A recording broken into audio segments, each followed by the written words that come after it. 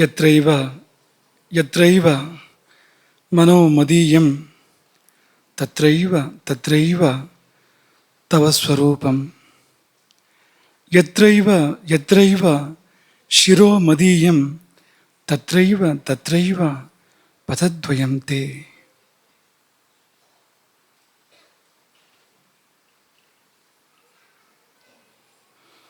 ಅನ್ನಪೂರ್ಣೆ ಸದಾ ಪೂರ್ಣೆ ಶಂಕರ ಪ್ರಾಣವಲ್ಲಭೆ ಜ್ಞಾನ ವೈರಾಗ್ಯ ಸಿದ್ಧ್ಯರ್ಥಂ ಭಿಕ್ಷಾಂ ದೇಹಿ ಚ ಪಾರ್ವತಿ.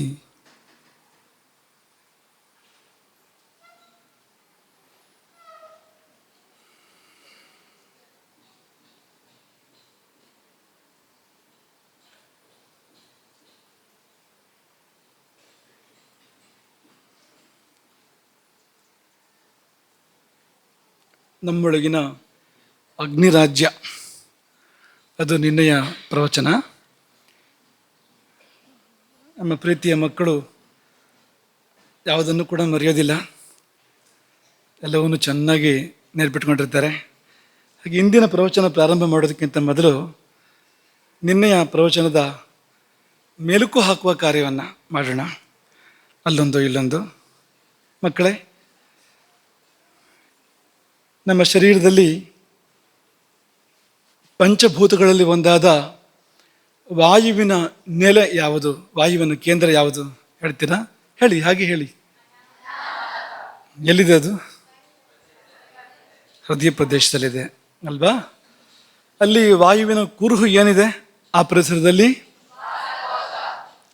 ಶ್ವಾಸಕೋಶ ಇದೆ. ಮನಸ್ಸಿನ ನೆಲೆಯಲ್ಲಿ ಭ್ರೂಮಧ್ಯ, ಆಜ್ಞಾಚಕ್ರದಲ್ಲಿ ಮನಸ್ಸಿನ ನೆಲೆ ಇರುವಂಥದ್ದು. ಕುರುಹು ಏನಿದೆ ಮನಸ್ಸಿನದ್ದು ಹತ್ತಿರದಲ್ಲಿ? ಆಕಾಶ ಕಂಠದಲ್ಲಿದೆ. ವಿಶುದ್ಧಿ ಚಕ್ರದಲ್ಲಿ ಆಕಾಶದ ಕೇಂದ್ರ ಇದೆ. ಕುರುಹು ಏನಿದೆ ಆಕಾಶದ್ದು? ಅಲ್ಲಿ ಧ್ವನಿ ಪೆಟ್ಟಿಗೆ ಇದೆ. ಧ್ವನಿ ಪೆಟ್ಟಿಗೆ ಧ್ವನಿಯನ್ನು ಉಂಟು ಮಾಡುವಂಥದ್ದು. ಧ್ವನಿ ಆಕಾಶದ ಗುಣ.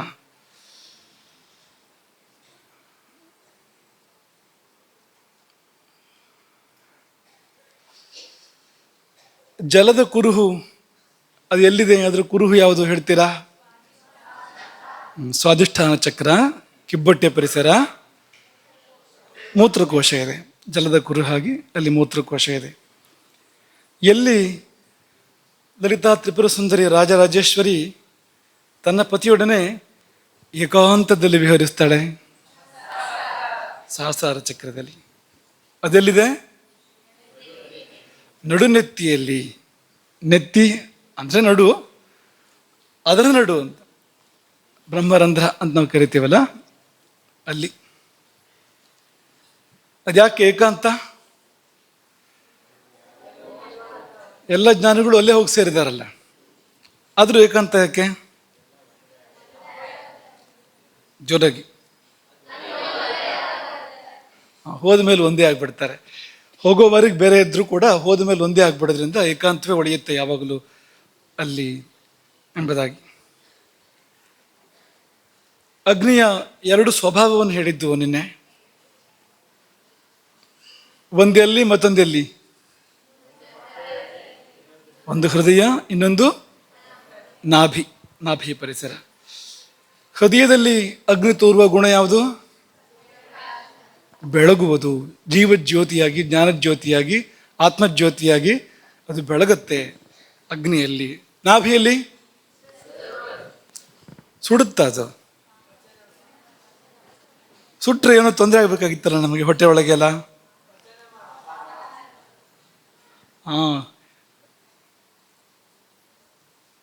ಅದು ಸುಡೋದು ಹೋದಾದ ಕಾರಣವೇ ಶ್ಲೇಷ್ಮ ಧಾತು ಲೋಳಿಯ ದ್ರವವನ್ನು ಸ್ರವಿಸಿ, ಆ ಕರುಳಿನ ಗೋಡೆಗಳಲ್ಲಿ ಲೋಳಿಯ ದ್ರವವನ್ನು ಸ್ರವಿಸಿ ಸುಡದಂತೆ, ಕರುಳು ಸುಡದಂತೆ ರಕ್ಷಣೆ ಮಾಡ್ತಿದೆ. ಕಾರಣ ಏನಂದರೆ ಸುಡುವ ಸ್ವಭಾವ ಇದೆ ಅನ್ನುವುದೇ ಅದರ ಮೂಲ ಕಾರಣ. ಇನ್ನು ಅಗ್ನಿಯ ನೆಲೆ ಯಾವುದು? ಒಂದನೇದಾಗಿ ಅಗ್ನಿಯ ನೆಲೆ ಯಾವುದು? ನಾಭಿ. ಎರಡನೇದಾಗಿ ಅಲ್ಲೆಲ್ಲಿ ನಾಭಿಯಲ್ಲಿ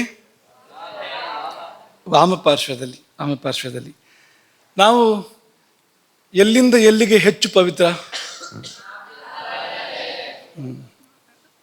ನಾಭಿಯಿಂದ ಮೇಲೆ ನಾವು ಹೆಚ್ಚು ಪವಿತ್ರ. ಯಾರು ಹೇಳಿದ್ದಾರೆ ಹಾಗಂತ? ಮನುಸ್ಮೃತಿ ಹೇಳಿದೆ. ಊರ್ಧ್ವಂ ನಾಭೇಹೇ ಮೇಧ್ಯ ತರಹ ಪುರುಷ ಪರಿಕೀರ್ತಿತಃ. ನಾಭಿಯಿಂದ ಮೇಲೆ ಪುರುಷ ಹೆಚ್ಚು ಪವಿತ್ರ, ಮುಖ ಮತ್ತಷ್ಟು ಪವಿತ್ರ, ತಲೆ ಮತ್ತಷ್ಟು ಪವಿತ್ರ.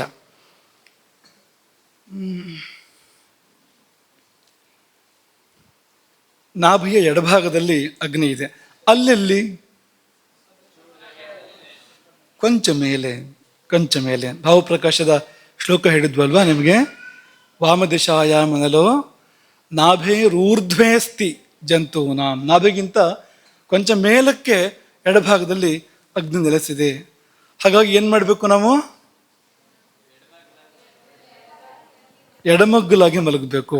ರಾತ್ರಿ ಮಲಗುವಾಗ ಎಡಮಗ್ಗುಲಾಗಿ ಮಲಗಬೇಕು. ತಸ್ಮಾತ್ತು ವಾಮಪಾರ್ಶ್ವೇ ಶಯೀತ ಭುಕ್ತ ಪ್ರಭಾಕಾರ್ಥಂ. ಯಾಕೆಂದರೆ ಅಗ್ನಿ ಸಾಯಂಕಾಲ ಕಡಿಮೆ ಇರ್ತದೆ. ಹಾಗಾಗಿ ಸ್ವಲ್ಪ ಕಡಿಮೆ ಊಟ ಮಾಡಬೇಕು ಸಾಯಂಕಾಲ, ಅಗ್ನಿ ಕಡಿಮೆ ಇರೋದ್ರಿಂದಾಗಿ. ಮಾತ್ರವಲ್ಲ, ನಾವು ಮಲಗುವ ಒಂದು ಅವಕಾಶ ಇರೋದ್ರಿಂದ ಸಾಯಂಕಾಲ ನಾವು ಎಡಮಗ್ಗಲಾಗಿ ಮಲಗಿದರೆ ಅಗ್ನಿ ಊರ್ಧ್ವಮುಖವಾಗಿ ಜ್ವಲಿಸೋದ್ರಿಂದ ತಿಂದಿದ್ದು ಜೀರ್ಣ ಆಗೋದಕ್ಕೆ ಇನ್ನು ಹೆಚ್ಚಿನ ಒಂದು ಅವಕಾಶ ಇದೆ. ಅಲ್ಲಿ ನಾಭಿಯಲ್ಲಿ ಎಡಭಾಗದಲ್ಲಿ ಮೇಲೆ ಅಂದರೆ ಅಲ್ಲಿ ಅಗ್ನಿ ಇರುವಂಥದ್ದು. ಜ್ವರ ಹೇಳಿ.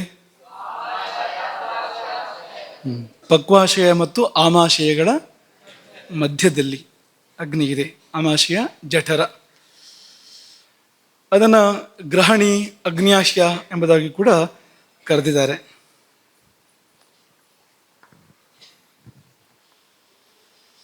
ಜೀರ್ಣಕ್ರಿಯೆ ಅತ್ಯಂತ ತೀವ್ರಗೊಳ್ಳುವ ಸ್ಥಾನ ಯಾವುದು ಆಧುನಿಕ ವಿಜ್ಞಾನದ ದೃಷ್ಟಿಯಿಂದ? ಎಲ್ಲಿ ಜೀರ್ಣಕ್ರಿಯೆ ತುಂಬ ವೇಗವನ್ನು, ತೀವ್ರತೆಯನ್ನು ಪಡ್ಕೊಳ್ಳುತ್ತೆ?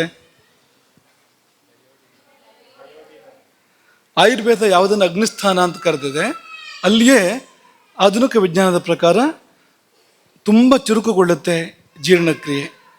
ಇದಿಷ್ಟು ನಿನ್ನೆಯ ವಿಷಯಗಳು. ಇವತ್ತಿನದಕ್ಕೆ ಮುಂದುವರಿಯೋಣ. ಅಗ್ನಿಯ ಅವಸ್ಥೆಗಳು ಮತ್ತು ನಮ್ಮ ದುರವಸ್ಥೆಗಳು. ಇಂದಿನ ವಿಷಯ ಅಗ್ನಿಗೆ ಬೇರೆ ಬೇರೆ ಅವಸ್ಥೆ ಬಂದಾಗ ನಮ್ಮ ಅವಸ್ಥೆ ಏನಾಗುತ್ತೆ ಅನ್ನೋದನ್ನು. ಅಗ್ನಿ ತೀಕ್ಷ್ಣವಾದರೆ ಏನು, ಮಂದವಾದರೆ ಏನು, ವಿಷಮವಾದರೆ ಏನು, ಅತ್ಯಗ್ನಿ ಅಂತ ಕರೆಸ್ಕೊಂಡ್ರೆ ಏನು ಅನ್ನೋದನ್ನು ವಿಚಾರ ಮಾಡೋಣ. ಮೊದಲು ಅದಕ್ಕಿಂತ ಮುಂಚಿತವಾಗಿ ಅಗ್ನಿಯ ಪ್ರಮಾಣದ ಬಗ್ಗೆ ಒಂದು ಮಾತು ಬೇಲ ಸಂಹಿತೆಯಲ್ಲಿದೆ, ಅದನ್ನು ಹೇಳಿ ಮುಂದುವರಿತೇವೆ. ಎಷ್ಟು ಪ್ರಮಾಣ ಅಗ್ನಿ ಇದ್ದು ಎಷ್ಟು ದೊಡ್ಡದಾಗಿರುತ್ತೆ ಅಗ್ನಿ ಅನ್ನೋದನ್ನು, ಅಗ್ನಿ ಚೈತನ್ಯ ಅದರ ದೈವಿಕ ಗಾತ್ರವನ್ನು ಹೇಳ್ತಾ ಇದ್ದಾರೆ ಅವರು. ಎಷ್ಟು ಅನ್ನೋದನ್ನು ಬೇಲ ಸಂಹಿತೆ ಹೇಳುತ್ತೆ. ಸ್ಥೂಲ ಕಾಯೇಶು ಸತ್ವೇಶು ಯಾವಮಾತ್ರ ಪ್ರಮಾಣತಃ. ಈ ಯಾವ ಪ್ರಾಣಿ, ಯಾವ ಜೀವಜಂತು ತುಂಬ ದೊಡ್ಡ ಆಕಾರದಿದೆಯೋ ಅದರಲ್ಲಿ ಯವ ಅಂದರೆ ಬಾರ್ಲಿ, ಆ ಬಾರ್ಲಿ ಕಾಳು ಅಂತ ನಾವು ಕರಿಬೋದು. ಅದರ ಗಾತ್ರದಷ್ಟು ಅಗ್ನಿ ಇರುತ್ತೆ. ಅದು ಇನ್ನೊಂಚೂರು ಉದ್ದ ಇರ್ತಿತ್ತು ಹಿಂದಿನ ಕಾಲದಲ್ಲಿ. ಹಳೆ ಗ್ರಂಥಗಳ ವರ್ಣನೆ ಗಮನಿಸಿದ್ರೆ ಸಪೂರ ಉದ್ದ ಅನ್ನೋದನ್ನು ಅದು ಹೇಳ್ತಾ ಇದೆ. ಇವತ್ತು ಸ್ವಲ್ಪ ಆ ಥರ ಕಾಣ್ತಾ ಇಲ್ಲ ನಾವು ಬಾರ್ಲಿಯನ್ನು. ಆ ಬಾರ್ಲಿಯ ಕಾಳಿನಷ್ಟು ಗಾತ್ರದಲ್ಲಿ ಯವಧಾನ್ಯ, ಯವೋಸಿ ಧಾನ್ಯ ರಾಜೋಸಿ, ಅದರ ಗಾತ್ರದಲ್ಲಿ ಅಗ್ನಿ ಇರುತ್ತೆ. ಯಾವ ಪ್ರಾಣಿಗಳಲ್ಲಿ ಅಂದರೆ ಸ್ಥೂಲಕಾಯೇಶು, ತುಂಬ ದೊಡ್ಡ ಗಾತ್ರದ ಪ್ರಾಣಿಗಳಲ್ಲಿ ಅಥವಾ ಜೀವಜಂತುಗಳಲ್ಲಿ. ಹ್ರಸ್ವಕಾಯೇಶು, ಚಿಕ್ಕ ಗಾತ್ರದ ಪ್ರಾಣಿಗಳಲ್ಲಿ ಅಂದರೆ ತ್ರುಟಿ ಮಾತ್ರ ಪ್ರಮಾಣತಃ ಇಷ್ಟೇ ಇರುತ್ತೆ ಅಗ್ನಿ. ಇಷ್ಟು ಕೆಲಸ ಮಾಡುತ್ತೆ, ಆದರೆ ಇಡೀ ಜೀವನವನ್ನೇ ನಡೆಸುತ್ತೆ. ಇರೋದೆಷ್ಟು ಅಂದರೆ ಇಷ್ಟೇ, ಒಂದು ತ್ರುಟಿ. ಮೂರ್ತಿ ಚಿಕ್ಕದಾದರೂ ದೊಡ್ಡದು ಕೀರ್ತಿ. ಇನ್ನು ಕ್ರಿಮಿಕೀಟ ಪತಂಗೇಶು ವಾಯುಮಾತೃವ ತಿಷ್ಠತಿ. ಕ್ರಿಮಿಕೀಟ ಪತಂಗ ತುಂಬ ಚಿಕ್ಕದಿರುತ್ತಲ್ಲ, ಬಾರ್ಲಿ ಕಾಳಿನಷ್ಟೇ ಗಾತ್ರದ ಕ್ರಿಮಿಕೀಟ ಪತಂಗಗಳು ದೊಡ್ಡ ಸಣ್ಣ ಅದರಲ್ಲೇ ಇರ್ತಾವಲ್ಲ, ಅವುಗಳಿಗೆ ಎಷ್ಟು ಪ್ರಮಾಣ ಅಂದರೆ ಗಾಳಿ ಎಷ್ಟು ಪ್ರಮಾಣ ಅಂತ. ಅಂದರೆ ಗಾಳಿಗೆ ಏನು ಪ್ರಮಾಣ ಹೇಳೋಕ್ಕಾಗತ್ತಾ? ಹಿಡ್ಕೊಳಕ್ಕಾಗತ್ತಾ ಗಾಳಿ? ನೀನು ತುಂಬ ಚಿಕ್ಕದಾಗಿದೆ ಅಂತ ನಮ್ಗೆ ಹೇಳೋಕ್ಕಾಗದೇ ಇರೋಷ್ಟು ಚಿಕ್ಕದಾಗಿದೆ ಅಂತ ಅನ್ನೋದಕ್ಕೆ ಗಾಳಿ ಎಷ್ಟು ಅನ್ನೋ ಮಾತನ್ನು ಹೇಳಿದ್ದಾರೆ. ಇದು ಅಗ್ನಿಯ ಪ್ರಮಾಣ, ಆದರೆ ಕಾರ್ಯ ಮಾತ್ರ ಅತ್ಯದ್ಭುತವಾಗಿರುವಂಥದ್ದು ಅಗ್ನಿ ಮಾಡುವಂಥದ್ದು. ಇದನ್ನೆಲ್ಲ ಗುರುತಿಸಿದ್ದಾರೆ ನಮ್ಮ ಪೂರ್ವಜರು ಅದು ಯಾವ ಕಣ್ಣಿಂದ ನೋಡಿದರೋ, ಹೇಗೆ ಇದನ್ನೆಲ್ಲ ನಿರೂಪಣೆ ಮಾಡಿದರೋ ಅದು ಧನ್ವಂತರಿಯೇ ಬಲ್ಲ. ಆದರೆ ಇದೆಲ್ಲವನ್ನು ಕೂಡ ಅವರು ಮಾಡಿದ್ದಾರೆ. ನಮಗೆ ಓದೋ ಕೆಲಸವನ್ನು ನೆಟ್ಟಿದ್ದಾರೆ, ಮತ್ತು ಸಾಧನೆ ಮಾಡೋ ಕೆಲಸವನ್ನು ಇಟ್ಟಿದ್ದಾರೆ. ಮತ್ತೆ ನಾವು ಅದನ್ನು ಕಂಡುಕೊಳ್ಬೇಕು ಸಾಧನೆ ಮಾಡಿ. ಅಷ್ಟನ್ನು ಮಾತ್ರ ನಮಗವರು ಉಳಿಸಿದ್ದಾರೆ. ಈಗ ಅಗ್ನಿ 4 ವಿಧ ಅರ್ಥ ಮಾಡ್ಕೊಳ್ಳೋಕ್ಕಿಂತ ಮುಂಚೆ ಬೇರೆ ಬೇರೆ ಉದಾಹರಣೆಗಳನ್ನು ಸುಮ್ಮನೆ ಗಮನಿಸೋಣ, ಸುಲಭ ಆಗತ್ತೆ. ಪ್ರತಿದಿನ ನಿಮಗೆ ಶ್ಲೋಕ ಹೇಳೋದು, ಅರ್ಥ ಹೇಳೋದು, ಅದು ಇದು ಮಾಡ್ತಾ ಇದ್ದೀವಿ. ಒಂಚೂರು ಸ್ವಲ್ಪ ಆರಾಮವಾದ ದಾರಲ್ಲಿ ಇವತ್ತು ಹೋಗೋದಾದರೆ, ಈಗ ಅಡುಗೆ ಮಾಡೋರಲ್ಲಿ 4 ವಿಧ ಇರುತ್ತೆ ಅಂತ. ಕೆಲವರು ಉಪ್ಪು ಜಾಸ್ತಿ ಹಾಕ್ತಾರೆ, ಚಿಟಿಕೆ ಹಾಕೊಳ್ಳಿ ಮುಷ್ಟಿ ಹಾಕ್ಬಿಡ್ತಾರೆ ಅಂತ ಅಂದ್ಕೊಳ್ಳಿ. ಅಷ್ಟೆಲ್ಲ ಹಾಕೋದಿಲ್ಲ, ಆದರೂ ಹಾಕಿದರೆ ಏನು ಅಂತ ಯೋಚನೆ ಮಾಡ್ಕೊಳ್ಳಿ. ಈಗ ಅಡುಗೆ ನಿಮ್ಮ ಮುಂದೆ ಬಂದಿದೆ, ಅಲ್ಲಿ 4 ವಿಧದಲ್ಲಿ ಮೊದಲನೇ ವಿಧ ಚಿಟಿಕೆ ಬೀಳೋ ಅಲ್ಲಿ ಮುಷ್ಟಿ ಬಿದ್ದಿದೆ ಉಪ್ಪು. ಅದು ಹೇಗಿರುತ್ತೆ? ಏನು ಸವಿ ಅಲ್ವಾ? ಇನ್ನೊಂದು ವಿಧ ಉಪ್ಪ ಇಲ್ಲ, ಚೂರು ಹೋದೋ ಅಲ್ಲೋ ಅನ್ನೋ ಹಾಳಾಗಿದ್ದು, ಸ್ವಲ್ಪ ಉಪ್ಪಿದೆ, ಅದೆಷ್ಟು ರುಚಿಯಾಗಿರುತ್ತೆ. ಮೂರನೇದು ಅಡುಗೆಯವರ ಬಗ್ಗೆ. ಇದು ಒಂದೊಂದು ಸಾರಿ ಒಂದೊಂದು ರೀತಿ, ಇವತ್ತು ಜಾಸ್ತಿ ಹಾಕ್ತಾರೆ, ನಾಳೆ ಕಡಿಮೆ ಹಾಕ್ತಾರೆ. ತುಂಬ ಪ್ರೀತಿಯ ನಿಮಗೆ ಇಂಥ ಅಡುಗೆಯವರು? ಅಥವಾ ಈಗ ಆ ಪದಾರ್ಥದಲ್ಲೇನೆ ಸರಿಯಾಗಿ ಕಲಿಸ್ತಾ ಇದ್ದಿದ್ರಿಂದಾಗಿ ಎಲ್ಲೋ ಒಂದು ಕಡೆ ಉಪ್ಪು ಜಾಸ್ತಿ, ಮತ್ತೆಲ್ಲೋ ಒಂದು ಕಡೆ ಉಪ್ಪು ಕಡಿಮೆ ಅಂತಾಗತ್ತೆ. ಆಗ ಕೊನೆಯದು ರುಚಿಗೆ ತಕ್ಕಷ್ಟು. ಯಾವುದು ನೀವು ಇದ್ರಲ್ಲಿ ಆಯ್ಕೆ ಮಾಡ್ತೀರಿ? ಯಾವ್ದಾಗ್ಬೋದು ನಿಮಗೆ? ರುಚಿಗೆ ತಕ್ಕಷ್ಟು ಆಗ್ಬೋದಲ್ವಾ? ಎಷ್ಟು ಬೇಕೋ ಅಷ್ಟು, ಹೆಚ್ಚು ಅಲ್ಲ ಕಡಿಮೆನೂ ಅಲ್ಲ. ಕಡಿಮೆ ಆದ್ರೂ ತೊಂದರೆ, ಹೆಚ್ಚಾದ್ರೂ ತೊಂದರೆ ಅಲ್ವಾ? ಖಾರ ಉದಾಹರಣೆಗೆ, ಕೆಲವು ಸಾರಿ ಖಾರ ಹಾಕಿದ್ರೆ ಹೇಗಿರುತ್ತೆ ಅಂದರೆ ಕಿವಿಲಿ ಹೊಗೆ ಬರುತ್ತೆ, ಕಣ್ಣಲ್ಲಿ ನೀರು ಬರುತ್ತೆ. ಇದಾಗ್ಬೋದಾ? ಚೆನ್ನಾಗಿದೆ ಇದು. ಇನ್ನು ಕೆಲವು ಹಳ್ಳಿಗಳಲ್ಲಿ ಶಬ್ದ ಇದೆ, ಚಪ್ಪೆ ಚಾರು ಅಂತ. ಅಂದರೆ ತುಂಬ ಸಪ್ಪೆ ಅಂತ ಅನ್ನೋದಕ್ಕೆ ಆ ಶಬ್ದಕ್ಕೆ ಅರ್ಥ ಹುಡುಕ್ಬೇಡಿ. ಚಾರು ಅಂದರೆ ತುಂಬ ಸುಂದರ ಅಂತ ಸಂಸ್ಕೃತದಲ್ಲಿ ಅರ್ಥ ಅದಕ್ಕೆ. ಆದರೆ ಚಾಕ್ಕೆ ಚಾ ಬೇಕು ಅಂತ, ಚಾ ಬೇಕು ಅಂದರೆ ಊಟ ಆದ್ಮೇಲೆ ಕುಡಿಯೋ ಚಹಾ ಅಲ್ಲ, ಕುಡಿಬಾರ್ದ ಚಹಾ ಅಲ್ಲ ಇದು. ಚಕಾರ, ಅದು ಪ್ರಾಸ ಬರಬೇಕು ಅಂತ ಚಪ್ಪೆ ಚಾರು ಅಂತ ಹೇಳ್ತಾರೆ. ತುಂಬ ಸಪ್ಪೆ ಅಂತ, ಖಾರ ಕಡಿಮೆ ಇದೆ. ಒಂದೊಂದು ಸಾರಿ ಒಂದೊಂದು ರೀತಿ ಖಾರ. ಹದವಾದ ಪ್ರಮಾಣ, ಯಾವುದನ್ನು ಇಷ್ಟಪಡ್ತೇವೆ ನಾವು? ಹದವಾದ ಪ್ರಮಾಣ. ಕೆಲವರು ದಪ್ಪ ಇರ್ತಾರೆ, ಕೆಲವರು ತುಂಬ ಸಪುರ ಇರ್ತಾರೆ. ದಪ್ಪ ಹೇಗೆ ಅಂದರೆ ವೃತ್ತಾಕಾರ, ಸಪುರ ಹೇಗೆ ಅಂದರೆ ಸರಳ ರೇಖೆ. ಯಾರೋ ಗಂಡ ಹಾಡು ಹೇಳ್ತಾ ಇದ್ದಂತೆ, ನಾನೋ ಸರಳ ರೇಖೆ, ನಮ್ಮ ಹೆಂಡ್ತಿನೋ ವೃತ್ತ ಅಂತ, ಪೂರ್ಣ ವೃತ್ತ ಅಂತ, ಇಡಿಯಾದ ವೃತ್ತ ಅಂತ. ಜೋಡಿ ಹೇಗಿರ್ಬೋದು ಹೇಳಿ? ತುಂಬ ಚಂದ ಇರ್ಬೋದಾ? ರಾಮ ಸೀತೆ ಇದ್ದಾಗಿರ್ಬೋದಾ ಜೋಡಿ? ಹಾಗಿಲ್ಲ ಅಲ್ವಾ? ರಾಮ ಸೀತೆ, ರಾಮ ಹೇಗಿದ್ದಾನಂತೆ ಮುಂದೆ ಇದೆ, ಇಲ್ಲೇ. ಹಾಗಾಗಿ ವೃತ್ತಾಕಾರ ಪೂರಿಯಂತೆ, ಕಡ್ಡಿಯಂತೆ, ಉಫ್ ಅಂದ್ರೆ ಹಾರಿ ಹೋಗುವಂತೆ ಸರಳ ರೇಖೆ. ಹಾಗೆ ಕೆಲವರು ಇರ್ತಾರೆ. ನಿಮ್ಮ ಯಾರ ವಿಷಯ ಅಲ್ಲ ಇದು, ಬೇರೆ ಯಾರದ್ದ ವಿಷಯ ಇದು. ಇನ್ನು ಕೆಲವರು ಒಂದೊಂದು ಕಡೆ ಒಂದೊಂದು ರೀತಿ ಇರ್ತಾರೆ. ತಲೆ ದಪ್ಪ ಇದೆ, ಕೈಕಾಲು ಚಿಕ್ಕದು, ಆಗ್ಬೋದಾ? ತಲೆ ಚಿಕ್ಕದು, ಕೈಕಾಲು ದಪ್ಪ, ಯಾವುದೋ ಒಂದು ಅಂಗ ದಪ್ಪ ಅಂದರೆ ಹೇಗಿರುತ್ತೆ? ಇನ್ನು ಕೆಲವರು ಸಮವಾದ ಆಕೃತಿ, ರಾಮನಂತೆ ಅಲ್ವಾ? ರಾಮನನ್ನು ವರ್ಣನೆ ಮಾಡುವಾಗ ವಾಲ್ಮೀಕಿಗಳು ಸಮಃ ಅಂತ ವರ್ಣನೆ ಮಾಡಿದ್ದಾರೆ. ಸಮಃ ಸಮವಿಭಕ್ತಾಂಗ. ಹನುಮಂತ ಸೀತೆಗೆ ರಾಮನನ್ನು ವರ್ಣನೆ ಮಾಡ್ತಾನೆ, ಸೀತೆ ಹನುಮಂತನ ಪರೀಕ್ಷೆ ಮಾಡ್ತಾಳೆ. ನಿಜವಾಗಿ ನೀನು ರಾಮನ ದೂತ ಹೋದಾದರೆ ರಾಮ ಹೇಗಿದ್ದಾನೆ ಅಂತ ನಿರೂಪಣೆ ಮಾಡು, ಅಂಗಾಂಗಗಳನ್ನು ನಿರೂಪಣೆ ಮಾಡು ಅಂತಂದಾಗ ಅವನು ಹೇಳೋ ಮಾತುಗಳಲ್ಲಿ ಬರುವಂಥದ್ದು ಸಮಃ. ಕೂಡಲೇ ಅನಿಸುವಂಥ ಒಂದು ಭಾವ ಅದು ಅಂತ. ಸಮಃ ಅಂತ ನೋಡಿದರೆ ಎಲ್ಲ ಸಮ, ಯಾವುದು ಹೆಚ್ಚಿಲ್ಲ, ಯಾವುದು ಕಡಿಮೆ ಇಲ್ಲ. ಇಡೀ ದೇಹದಲ್ಲಿ ಯಾವುದು ಹೆಚ್ಚಿಲ್ಲ, ಯಾವುದು ಕಡಿಮೆ ಇಲ್ಲ. ಸಮಃ ಸಮವಿಭಕ್ತ ಅಂಗ. ಅಂಗಾಂಗಗಳೆಲ್ಲ ಸರಿಯಾಗಿ ವಿಭಕ್ತ ಆಗಿದೆ. ತುಂಬ ಉಬ್ಬಿಕೊಂಡ್ರೆ ಎಲ್ಲಿ ಮುಖ ಮುಗಿತೋ, ಗಂಟ್ಲು ಎಲ್ಲಿಂದ ಶುರುವಾಯಿತೋ, ಗಂಟ್ಲು ಎಲ್ಲಿ ಮುಗಿದು ಹೊಟ್ಟೆ ಶುರುವಾಯ್ತು, ಎದೆ ಶುರುವಾಯ್ತು ಅಂತ ಗೊತ್ತೇ ಆಗೋದಿಲ್ಲ. ತುಂಬ ಒಬ್ಬುಗೊಂಡ್ರೆ ಏನಾಗುತ್ತೆ ಅಂದರೆ ಎಲ್ಲಿಂದ ಎದೆ ಎಲ್ಲಿಂದ ಹೊಟ್ಟೆ ಅಂತಲೂ ಗೊತ್ತಾಗೋದಿಲ್ಲ ಅಂತ. ಹಾಗಲ್ಲ ಅಂತ, ಪೂರ್ತಿಯಾಗಿ ವಿಭಾಗ ಇದೆ. ಅಂಗಾಂಗಗಳು ಸ್ಪಷ್ಟವಾಗಿ ವಿಭಕ್ತವಾಗಿ ತಮ್ಮ ತಮ್ಮ ಗಾತ್ರ, ದಪ್ಪ, ವರ್ಣ ಎಲ್ಲವನ್ನೂ ಹೊಂದಿಕೊಂಡಿವೆ. ಸಮವಿಭಕ್ತ ಅಂಗ ಅಂತ ಕರೀತಾರೆ ಅದನ್ನು. ಶುದ್ಧ ಶ್ಲೇಷ್ಮ ಪ್ರಕೃತಿಯವರು ಈ ತರಹ ಇರ್ತಾರೆ ಅಂತ ಶಾಸ್ತ್ರಗಳು ಹೇಳ್ತವೆ. ಹೀಗೆ ಅನೇಕ ಸಂಗತಿಗಳು ಸಮ. ಚತುಸ್ಸಮ, 4 ಅವಯವಗಳು ಒಂದಕ್ಕೊಂದು ಸಮವಾಗಿದ್ವು ರಾಮನಿಗೆ.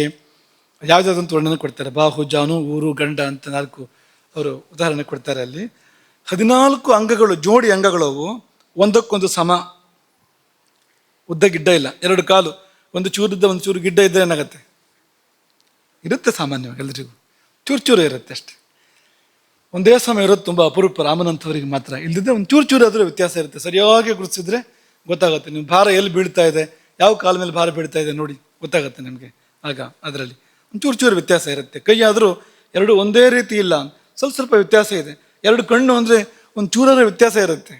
ರಾಮನಿಗಾಗುವಾಗ ಚತುರ್ದಶ ಸಮದ್ವಂದ್ವ, ಎಲ್ಲ ಒಂದೇ ರೀತಿ, ಏನೂ ವ್ಯತ್ಯಾಸ ಇಲ್ಲ. ಯಾವ ಅಂಗಗಳು ಅಂತ ಪಟ್ಟಿ ಇದೆ ಅದು. ಹೀಗೆ ಕೂದಲು ಬೆಳೆದ್ರೆ ಅದೆಲ್ಲ ಒಂದೇ ಸಮ ಅಂತ ಅನ್ನೋಷ್ಟ್ರ ಮಟ್ಟಿಗೆ ಅಂತ. ರಾಮನಿಗಾದರೂ ಸೀತೆಗಾದರೂ ಕೂಡ ಒಂದು ಕೂದಲು ಉದ್ದ, ಒಂದು ಕೂದಲು ಗಿಡ್ಡ ಅಂತ ಇಲ್ಲ ಅಂತ. ಹಾಗಾಗಿ ಅಂಥ ಸಾಮ್ಯ ಎಷ್ಟು ಸುಂದರ ನೋಡಿ ಅಂತ. ಹನುಮಂತನ ಮಾತಿನ ಹಾಗೆ ಅಂತ. ಹನುಮಂತ ಮಾತಾಡಿದ್ದನ್ನು ರಾಮ ವರ್ಣನೆ ಮಾಡ್ತಾನೆ. ತುಂಬ ವಿಸ್ತಾರವೂ ಅಲ್ಲ ಹನುಮಂತನ ಮಾತು. ಕೆಲವರು ಇಷ್ಟರಲ್ಲಿ ಹೇಳ್ಬೋದನ್ನು ಇಷ್ಟು ಉದ್ದ ಮಾಡಿಬಿಡ್ತಾರೆ ಅಲ್ವಾ. ಒಂದು 5 ನಿಮಿಷದಲ್ಲಿ ಹೇಳ್ಬೋದು, 3/4 ಗಂಟೆ ಭಾಷಣ ಮಾಡಿಬಿಡ್ತಾರೆ ಅದಕ್ಕೆ ಅಂತ. ಹಾಗಲ್ಲ ಅಂತ. ಎಲ್ಲಿಯೂ ಮಾತು ಅಗತ್ಯಕ್ಕಿಂತ ವಿಸ್ತಾರ ಇಲ್ಲ. ಒಂದು ಶಬ್ದ ಹೆಚ್ಚಿನ ಶಬ್ದ ಇಲ್ಲ, ಒಂದು ಹೂ ಇಲ್ಲ ಅಲ್ಲಿ. ಎಷ್ಟು ಶಬ್ದಗಳು ಬೇಕೋ ಅಷ್ಟೇ ಶಬ್ದಗಳನ್ನು ಹನುಮಂತ ಮಾತಾಡ್ತಾ ಇದ್ದ ಅಂತ ರಾಮನ ಒಂದು ಸಮೀಕ್ಷೆ ಇದು. ಹಾಗಂತ ಕೆಲವರು ತುಂಬ ಸಂಕ್ಷೇಪ ಮಾಡಿ ಅವ್ರು ಏನು ಹೇಳ್ತಾರೆ ಅಂತಲೇ ಗೊತ್ತಾಗೋದಿಲ್ಲ. ಕೆಲವು ಕಡೆ ಸಂಶಯವೂ ಬಂದ್ಬಿಡುತ್ತೆ, ಹಂಗೋ ಹಿಂಗೋ ಅಂತ. ಹಾಗೂ ಅಲ್ವಂತೆ. ಅವಿಸ್ತರಂ ಅಸಂದಿಗ್ಧಂ. ಹನುಮಂತನ ಮಾತು ಹೇಗಿತ್ತು ನೋಡಿ. ಅವಿಸ್ತರಂ ಅಸಂದಿಗ್ಧಂ. ಕೆಲವರು ನಿಧಾನ ಮಾತಾಡ್ತಾರೆ, ಎಳೆದು ನಿಧಾನ ಮಾತಾಡ್ತಾರೆ. ಇದು ಹಾಗಲ್ವಂತೆ ಹನುಮಂತನದ್ದು. ಅವಿಲಂಬಿತಂ, ಮಾತು ವಿಲಂಬಿತ ಅಲ್ಲ. ಅದ್ರುತಂ. ಕೆಲವರು ಮಾತಾಡುವಾಗ ವಾಯು ವೇಗದಲ್ಲಿ ಓಡ್ತಾ ಇರುತ್ತೆ. ಅದು ಅಕ್ಷರಗಳು ಗೊತ್ತೇ ಆಗೋದಿಲ್ಲ, ಪದಗಳು ಏನು ಹೇಳಿದ್ರು ಅಂತಲೇ ಗೊತ್ತಾಗೋದಿಲ್ಲ, ಓಡ್ತಾ ಇರುತ್ತೆ. ವಾತ ಪ್ರಕೃತಿ ಆದರೆ ಓಡ್ತಾ ಇರುತ್ತೆ ಮಾತು, ಹೆಜ್ಜೆ ಎಲ್ಲದೂ ಕೂಡ. ಹಾಗೂ ಅಲ್ವಂತೆ. ಅವಿಲಂಬಿತಂ ಅದ್ರುತಂ. ಮತ್ತೇನು ಅಂದರೆ ಸಮ. ಸ್ವರ ಕೆಲವರು ಎತ್ತರ ಸ್ವರದಲ್ಲಿ ಮಾತಾಡುವಾಗೆಲ್ಲ, ಕೆಲವರು ಅಂತ ಮಂದ್ರ ಸ್ವರದಲ್ಲಿ ಮಾತಾಡ್ತಾರೆ. ಇದು ಹಾಗಲ್ವಂತೆ. ಮಧ್ಯಮೇ ಸ್ವರೇ. ಉರಸ್ಥಂ ಕಂಠಗಂ ವಾಕ್ಯಂ ವರ್ತತೆ ಮಧ್ಯಮೇ ಸ್ವರೇ. ಇದು ಹನುಮಂತನದ್ದಾಯ್ತು. ಲಂಕೆಯಲ್ಲಿ ಎಲ್ಲ ರಾಕ್ಷಸರು ವಿಕಾರವಾಗಿರಲಿಲ್ವಂತ. ಲಂಕೆಯಲ್ಲಿ ರಾಕ್ಷಸರ ವರ್ಣನೆ ಮಾಡುವಾಗ ತುಂಬ ವಿಕಾರಗಳ ವರ್ಣನೆ ಇದೆ. ಅದು ಕೆಲವು ರಾಕ್ಷಸರು ಹೇಗಿದ್ರಂತೆ ಅಂದರೆ, ನಾತಿ ಸ್ಥೂಲಾನ್, ತುಂಬ ಸ್ಥೂಲ ಅಲ್ಲ. ನಾತಿ ಕೃಶಾನ್, ತುಂಬ ಕೃಶವೂ ಕೂಡ ಅಲ್ಲ. ನಾತಿ ದೀರ್ಘಾತಿ ಹ್ರಸ್ವಕಾನ್, ತುಂಬ ಉದ್ದ ಅಲ್ಲ, ತುಂಬ ಗಿಡ್ಡ ಅಲ್ಲ. ನಾತಿ ಗೌರಾನ್, ತುಂಬ ಬಿಳಿಯಲ್ಲ. ಹಾಗೆ ನಾತಿ ಕೃಷ್ಣಾನ್, ತುಂಬ ಕಪ್ಪು ಅಲ್ಲ. ನಾತಿ ಕುಬ್ಜಾನ್, ಅತಿ ಕುಬ್ಜ ವಾಮನ ಇದು ಕೂಡ ಅಲ್ಲ. ಸಮಗಾತ್ರದ ಕೆಲವರು ಲಕ್ಷಣ ಸಂಪನ್ನರಾದ ರಾಕ್ಷಸರು ಅಲ್ಲಿದ್ದರು ಅಂತ ವಾಲ್ಮೀಕಿಗಳು ವರ್ಣನೆ ಮಾಡ್ತಾರೆ. ನಮ್ಮ ವಿಭೀಷಣನಂಥವರು ಕೆಲವರು ಅಲ್ಲಿದ್ದರು ಅಂತ. ಲಕ್ಷಣ ಸಂಪನ್ನರಾಗಿರ್ತಕ್ಕಂಥ ರಾಕ್ಷಸರೇ ಆಗಿದ್ದಾರೆ. ಕೆಲವಾರು ರಾಕ್ಷಸರೇ ಆಗಿದ್ದಾರೆ ಅಂತ. ನಾವು ಮನುಷ್ಯರು ಹೇಗಿರ್ಬೇಕಪ್ಪ ಅಂತ. ನಕ್ಕರೆ ಕೆಲವರದ್ದು ಅಟ್ಟಹಾಸ, ಅಲ್ಲಿ ನೆನೆಸ್ಬಿಡ್ಬೋದು ಎಷ್ಟಿದೆ ಅಂತ ಅಲ್ವಾ. ನಾಲ್ಗೆ ಒಳಗೆ ಗುಳಿ ಕೂಡ ಕಾಣಿಸುತ್ತೆ. ಸರಿಯಾಗಿ ಒಂದು ಕರದೀಪವನ್ನು ಪ್ರಯೋಗ ಮಾಡಿ ನೋಡಿದರೆ ಏನು ತಿಂದಿದ್ದಾರೆ ಅಂತ ಗೊತ್ತಾಗಬೇಕು ಅವರು, ಹೆಚ್ಚೊದ್ದಾಗದೇ ಇದ್ದಾರೆ ಊಟ ಮಾಡಿದ್ದು. ಅಟ್ಟಹಾಸ ಒಂದು ಬಗೆ ನಗುವಿನಲ್ಲಿ. ಇನ್ನು ಕೆಲವರು ಉರಿ ಮೋರೆ, ನಕ್ಕರೆ ಮುತ್ತುದಿರುತ್ತೆ ಅನ್ನೋ ಥರ ಯಾವತ್ತಿಗೂ ಉರಿ ಮೋರೆ ಮಾಡ್ಕೊಂಡಿರ್ತಾರೆ, ಗಡುಸು ಮುಖ ಮಾಡ್ಕೊಂಡಿರ್ತಾರೆ.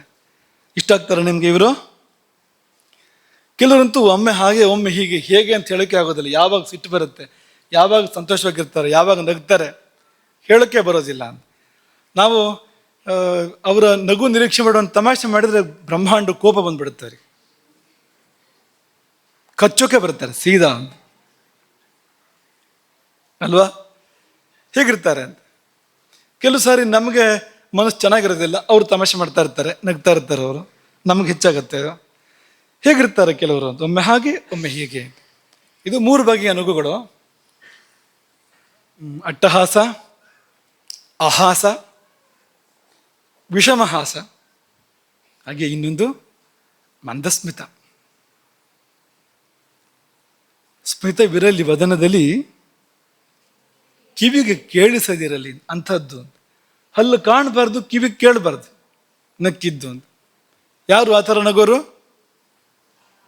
ರಾಮ. ರಾಮನದು ಮಂದಸ್ಮಿತವೇ ಪ್ರಖ್ಯಾತ, ಎಲ್ಲೂ ಅತಿ ಇಲ್ಲ. ರಾಮ ಅಂದರೆ ಹಾಗೆ, ಯಾವುದು ಹೆಚ್ಚಲ್ಲ, ಯಾವುದು ಕಡಿಮೆನೂ ಅಲ್ಲ ಅಂಥದ್ದದು. ಲಲಿತಾ ತ್ರಿಪುರ ಸುಂದರಿಯ ನಗುವನ್ನು ವರ್ಣನೆ ಮಾಡಿದ್ದಾರೆ ನೋಡಿ. ಮಂದಸ್ಮಿತ ಪ್ರಭಾಪೂರ ಮಜ್ಜತ್ ಕಾಮೇಶ ಮಾನಸ. ಆಕೆಯ ಮಂದಸ್ಮಿತದಿಂದ ಒಂದು ಪ್ರಭೆಯ ಪ್ರವಾಹ ಹೊರಹೊಮ್ಮಿದೆಯಂತೆ. ಮುಗುಳ್ನಗುವಿನಿಂದ ಒಂದು ಪ್ರಭೆಯ ಪ್ರವಾಹ ಹೊರಹೊಮ್ಮಿದೆ. ಅದರಲ್ಲಿ ಕಾಮೇಶ್ವರನ ಮನಸ್ಸು ಮುಳುಗಿದೆ. ಯಾವುದರಲ್ಲಿ? ಕಾಮೇಶ್ವರಿಯ ಮುಗುಳ್ನಗುವಿನಿಂದ ಹೊರಹೊಮ್ಮಿದ ಪ್ರವಾಹ, ಬೆಳಕಿನ ಹೊಳೆ, ಅಲ್ಲಿ ಕಾಮೇಶನ ಮನಸ್ಸು ಮುಳುಗಿದೆ. ಅಂದರೆ ಹೇಗಿರ್ಬೇಕು ಅವಳ ಮಂದಸ್ಮಿತ? ಎಷ್ಟು ಬಿಳುಪಾಗಿರ್ಬೇಕು, ಎಷ್ಟು ಹೊಳಪಾಗಿರ್ಬೇಕು ಅಂತ. ಅದು ಹಲ್ಲು ತೋರಿಸಿದ ಹೊಳಪು ಅದು. ನೀವು ದೇವತೆಗಳ ವಿಗ್ರಹ ನೋಡಿ, ದೇವತೆಗಳ ವಿಗ್ರಹ, ಎಲ್ಲ ವಿಗ್ರಹಗಳಲ್ಲಿ, ಹೆಚ್ಚಿನ ವಿಗ್ರಹಗಳಲ್ಲಿ ನಗು ಇರುತ್ತೆ ಮುಖದಲ್ಲಿ. ಇದಕ್ಕೆ ಅಪವಾದ ಇದೆ, ಆದರೆ ಹೆಚ್ಚಿನ ವಿಗ್ರಹಗಳಲ್ಲಿ ನಗು ಇರುತ್ತೆ. ಎಂಥ ನಗು ಅದು ಅಂದರೆ ಮಂದಸ್ಮಿತ. ನಿತ್ಯ ಪೂಜೆ ಮಾಡ್ತೇವಲ್ಲ ರಾಮದೇವರು, ಮುಖ ನೋಡಿ ನೀವು, ಸೀತೆ ಮುಖ ನೋಡಿ, ಮಂದಸ್ಮಿತ ಇದೆ ಅಲ್ಲಿ. ಹಲ್ಲು ಕಾಣುವ ಹಾಗಲ್ಲ, ಅಟ್ಟಹಾಸ ಅಲ್ಲ ಅದು, ಬಿಗಿ ಒಣ ಮುಖವೂ ಕೂಡ ಅಲ್ಲ ಅದು, ಮಂದಸ್ಮಿತ ಅಂತ. ಒಳಗೇನೋ ಆನಂದದ ಅನುಭೂತಿ ಆಗ್ತಾ ಇದೆ ಅಂತರಾಳದಲ್ಲಿ, ಅದು ನಗುವಿನ ರೂಪದಲ್ಲಿ ವ್ಯಕ್ತ ಆಗ್ತಾ ಇದೆ. ಅಂಥ ಸಮಾಧಿಯ ಅಂತರ ಆನಂದದ ಅಭಿವ್ಯಕ್ತಿ ಆ ಮುಗುಳ್ನಗು, ಮಂದಸ್ಮಿತ ಎನ್ನುವಂಥದ್ದು. ಇಲ್ಲೆಲ್ಲ ಆ ನಗುವಿನ ಸಮತ್ವವನ್ನು ಕಾಣ್ತೇವೆ ನಾವು. ಎಲ್ಲಿ ಹೋದ್ರೂ ಕೂಡ ಆ ಸಮತ್ವಕ್ಕೊಂದು ಮಹತ್ವ ಇದೆ ನೋಡಿ. ಹಾಗೆ ಇನ್ನು ಕೊನೆಯದೊಂದು ಉದಾಹರಣೆ, ಇಷ್ಟೆಲ್ಲ ಬೇಡ ನಿಜವಾಗಿ ಕೂಡ, ಆದರೆ ನಿಮ್ಮ ಜೊತೆ ಸ್ವಲ್ಪ ಸಮಯ ಈ ಥರ ಕಳೆಯೋಣ ಅನ್ನೋ ಕಾರಣಕ್ಕೆ ನಾವು ಇದನ್ನು ಹೇಳ್ತಾ ಇರುವಂಥದ್ದು. ಊರುಗಳಲ್ಲಿ 4 ವಿಧ ಉರಿ ಸೆಕೆಯ ಊರುಗಳು. ಉದಾಹರಣೆಗೆ ಗೋಕರ್ಣವೇನಾ? ಛೇ ಛೇ ಛೇ ಛೇ ಇನ್ನೂ ತುಂಬ ಇದಕ್ಕಿಂತ ಜಾಸ್ತಿ ಸೆಕೆಯ ಊರುಗಳಿದ್ದಾವೆ. ಜೋಧಪುರವನ್ನು ಸೂರ್ಯನಗರಿ ಅಂತ ಕರೀತಾರೆ. ಹೆಸರೇನೋ ಅದ್ಭುತವಾಗಿದ್ದು, ಸೂರ್ಯನಗರಿ ಅಂದರೆ. ವಿಷಯ ಏನಪ್ಪ ಅಂದರೆ ವಿಪರೀತ ಸೆಕೆ ಅಂತ. 50 ಡಿಗ್ರಿವರೆಗೂ ಹೋಗುತ್ತೆ ಅಲ್ಲಿ, 50-52ವರೆಗೂ ಹೋಗುತ್ತೆ ಅನ್ನೋ ಕಾರಣಕ್ಕೆ ಅದನ್ನು ಸೂರ್ಯನಗರಿ ಅಂತ ಕರೀತಾರೆ. ನೀವು ಅಲ್ಲಿ ಒಂದು ಸ್ವಲ್ಪ ದಿವಸ ಎದ್ಕೊಂಡು ಬಂದರೆ ಗೋಕರ್ಣ ತಂಪು ಆಮೇಲೆ ಅಂತ. ಅದ್ರ ನಂತರ ಆಯಿತು. ಉರಿ ಸೆಕೆಯ ಊರುಗಳು, ಕಡು ಚಳಿಯ ಊರುಗಳು. ಯಾವುದು? ನಮ್ಮೂರು ಅಂತ ಹೇಳ್ಬೇಡಿ, ಕಡು ಚಳಿಯ ಊರುಗಳು. ಕೆಲವು ಊರು ಹೇಗಿರುತ್ತೆ ಅಂದರೆ ಸೆಕೆ ಹೆಚ್ಚಾಗಿಯೂ ಜನ ಸಾಯ್ತಾರೆ, ಚಳಿ ಹೆಚ್ಚಾಗಿಯೂ ಸಾಯ್ತಾರೆ. ಪ್ರತಿ ವರ್ಷ ಚಳಿಗೆ ಇಷ್ಟು ಬಲಿ, ಸೆಕೆಗೆ ಇಷ್ಟು ಬಲಿ, ಮಳೆ ಬಂದರೆ ಪ್ರವಾಹಕ್ಕೆ ಇಷ್ಟು ಬಲಿ ಅಂಥ ಊರುಗಳು ಇರ್ತವೆ. ನಮ್ಮ ದೇಶದಲ್ಲಿದ್ದಾವೆ ಅಂಥ ಊರುಗಳು. ಆದರೆ ಕೆಲವು ಊರುಗಳು ಸಮಶೀತೋಷ್ಣ, ಚಳಿಯು ತುಂಬ ಹೆಚ್ಚಿಲ್ಲ, ಮಿತಿಮೀರಿ ಇಲ್ಲ, ಸೆಕೆ ಕೂಡ ಮಿತಿಮೀರಿ ಸೆಕೆ ಇಲ್ಲ, ಎಷ್ಟು ಬೇಕು ಅಷ್ಟು, ರುಚಿಗೆ ತಕ್ಕಷ್ಟು ಅಂತ ಹೇಳಿದ್ರಲ್ಲ ಆ ತರಹ. ಯಾಕೆ ಇಷ್ಟೆಲ್ಲ ಹೇಳೋದು ಅಂದರೆ, ಎಲ್ಲಿಂದ ಎಲ್ಲಿಗೆ ಹೋದರೂ ಸಮತ್ವಕ್ಕೆ ಪ್ರಾಧಾನ್ಯ ಇದೆ. ಯಾವುದೇ ಪ್ರಮಾಣತಃ ಹೆಚ್ಚಾದರೂ ಕೂಡ ನಮಗೆ ತೊಂದರೆ ಮಾಡುತ್ತೆ, ಒಳ್ಳೇದು ಮಾಡೋದಿಲ್ಲ. ಹಣದ ಸಹಿತವಾಗಿ ಹೇಳ್ತಾ ಇರೋವಂಥದ್ದು. ಹಣ ಕೂಡ ಅದು ಜಾಸ್ತಿ ಆಯಿತು ಅಂದರೆ ತೊಂದರೆ ಮಾಡುತ್ತೆ. ಅದು ಕಡಿಮೆ ಆದರೂ ತೊಂದರೆಗಳಿದೆ. ನಾವು ಯಾವಾಗಲೂ ನೆನಪು ಮಾಡ್ಕೊಳ್ತಾ ಇರ್ತೀವಿ. ಹಣ ಕಡಿಮೆ ಆದರೆ ಹಾಹಾಕಾರ, ಹಸಿವು, ಹೆಚ್ಚಾದರೆ ಅಹಂಕಾರ ಅಲ್ವಾ? ಎರಡೂ ತೊಂದರೆ. ಹಾಹಾಕಾರವೂ ಬರಬಾರ್ದು ಜೀವನದಲ್ಲಿ, ಅಹಂಕಾರವೂ ಕೂಡ ಬರಬಾರ್ದು. ಯಾವುದು ಹೆಚ್ಚು ಆಪತ್ತು ಅಂತ ಹೇಳೋದೇ ಕಷ್ಟ ಅಂತ. ಎರಡು ಕೂಡ ಆಪತ್ತೆ ಅಂತ. ಹೊಟ್ಟೆಗೆಲ್ಲದೆ ಸಾಯುವಂತೆ ಆಗಬಾರ್ದು, ಹೊಟ್ಟೆಗೆ ಹೆಚ್ಚಾಗಿ ತೊಂದರೆ ಆಗಬಾರ್ದು, ಅಜೀರ್ಣ ಆಗಿ ಅನಾಹುತ ಆಗಬಾರದು ನೋಡಿ. ಹಾಗಾಗಿ ಎಲ್ಲವೂ ಕೂಡ ಜೀವನದಲ್ಲಿ ಸಮವಾಗಿರಬೇಕು. ಅದರಿಂದಲೇ ಗೀತೆಯಲ್ಲಿ ಕೃಷ್ಣ ಸಮತ್ವಂ ಯೋಗ ಉಚ್ಯತೆ. ಯೋಗ ಅನ್ನೋದಕ್ಕೆ ನೀವು ಸಾವಿರಾರು ಗ್ರಂಥಗಳನ್ನು ತಿರುವು ಹಾಕೋದು ಬೇಡ, ಕೋಟ್ಯಂತರ ಶಬ್ದಗಳು ಬೇಡ ಅದನ್ನ ಅರ್ಥ ಮಾಡ್ಕೊಳ್ಳೋದಕ್ಕೆ. ಯೋಗ ಅಂದ್ರೆ ಏನು ಅಂದರೆ ಇಡೀ ಜೀವನ ನೀವು ಕಷ್ಟಪಡೋದು ಬೇಡ, ಸಾಮಾನ್ಯತಃ ಅರ್ಥ ಮಾಡ್ಕೋಬೋದು ಯೋಗ ಅಂದ್ರೆ ಏನು ಅಂತ.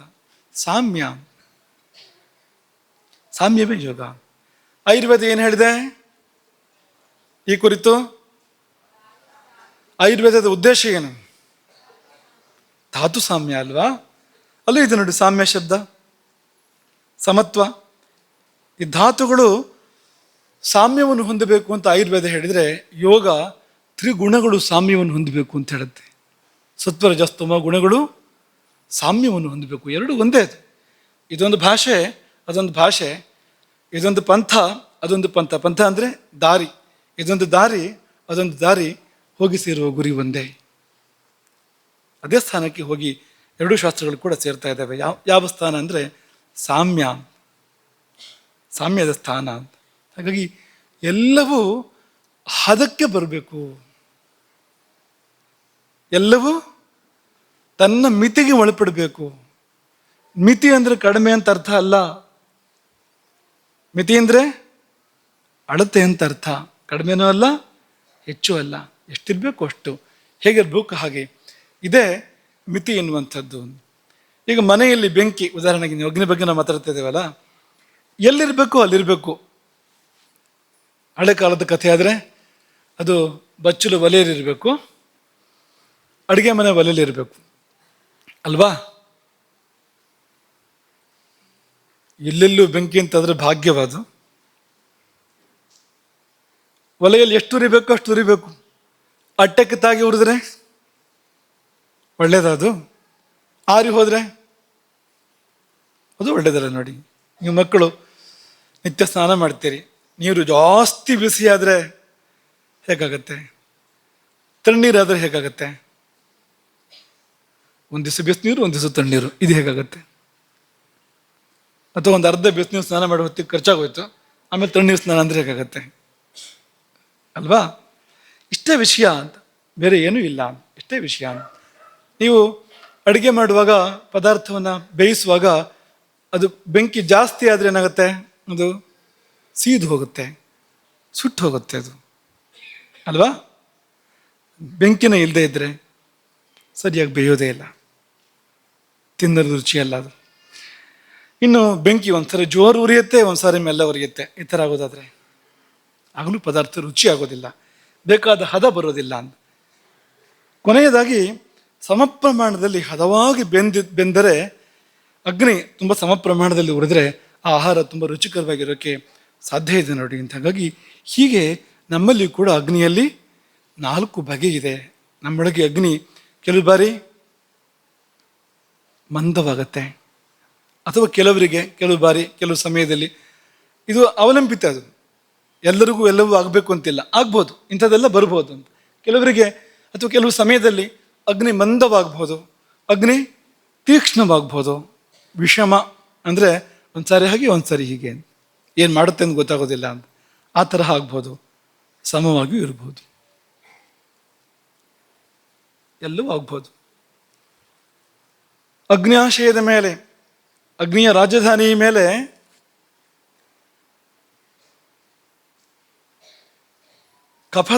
ಕಫದ ದಾಳಿ ಆದರೆ ಅದು ಮಂದಾಗತ್ತೆ.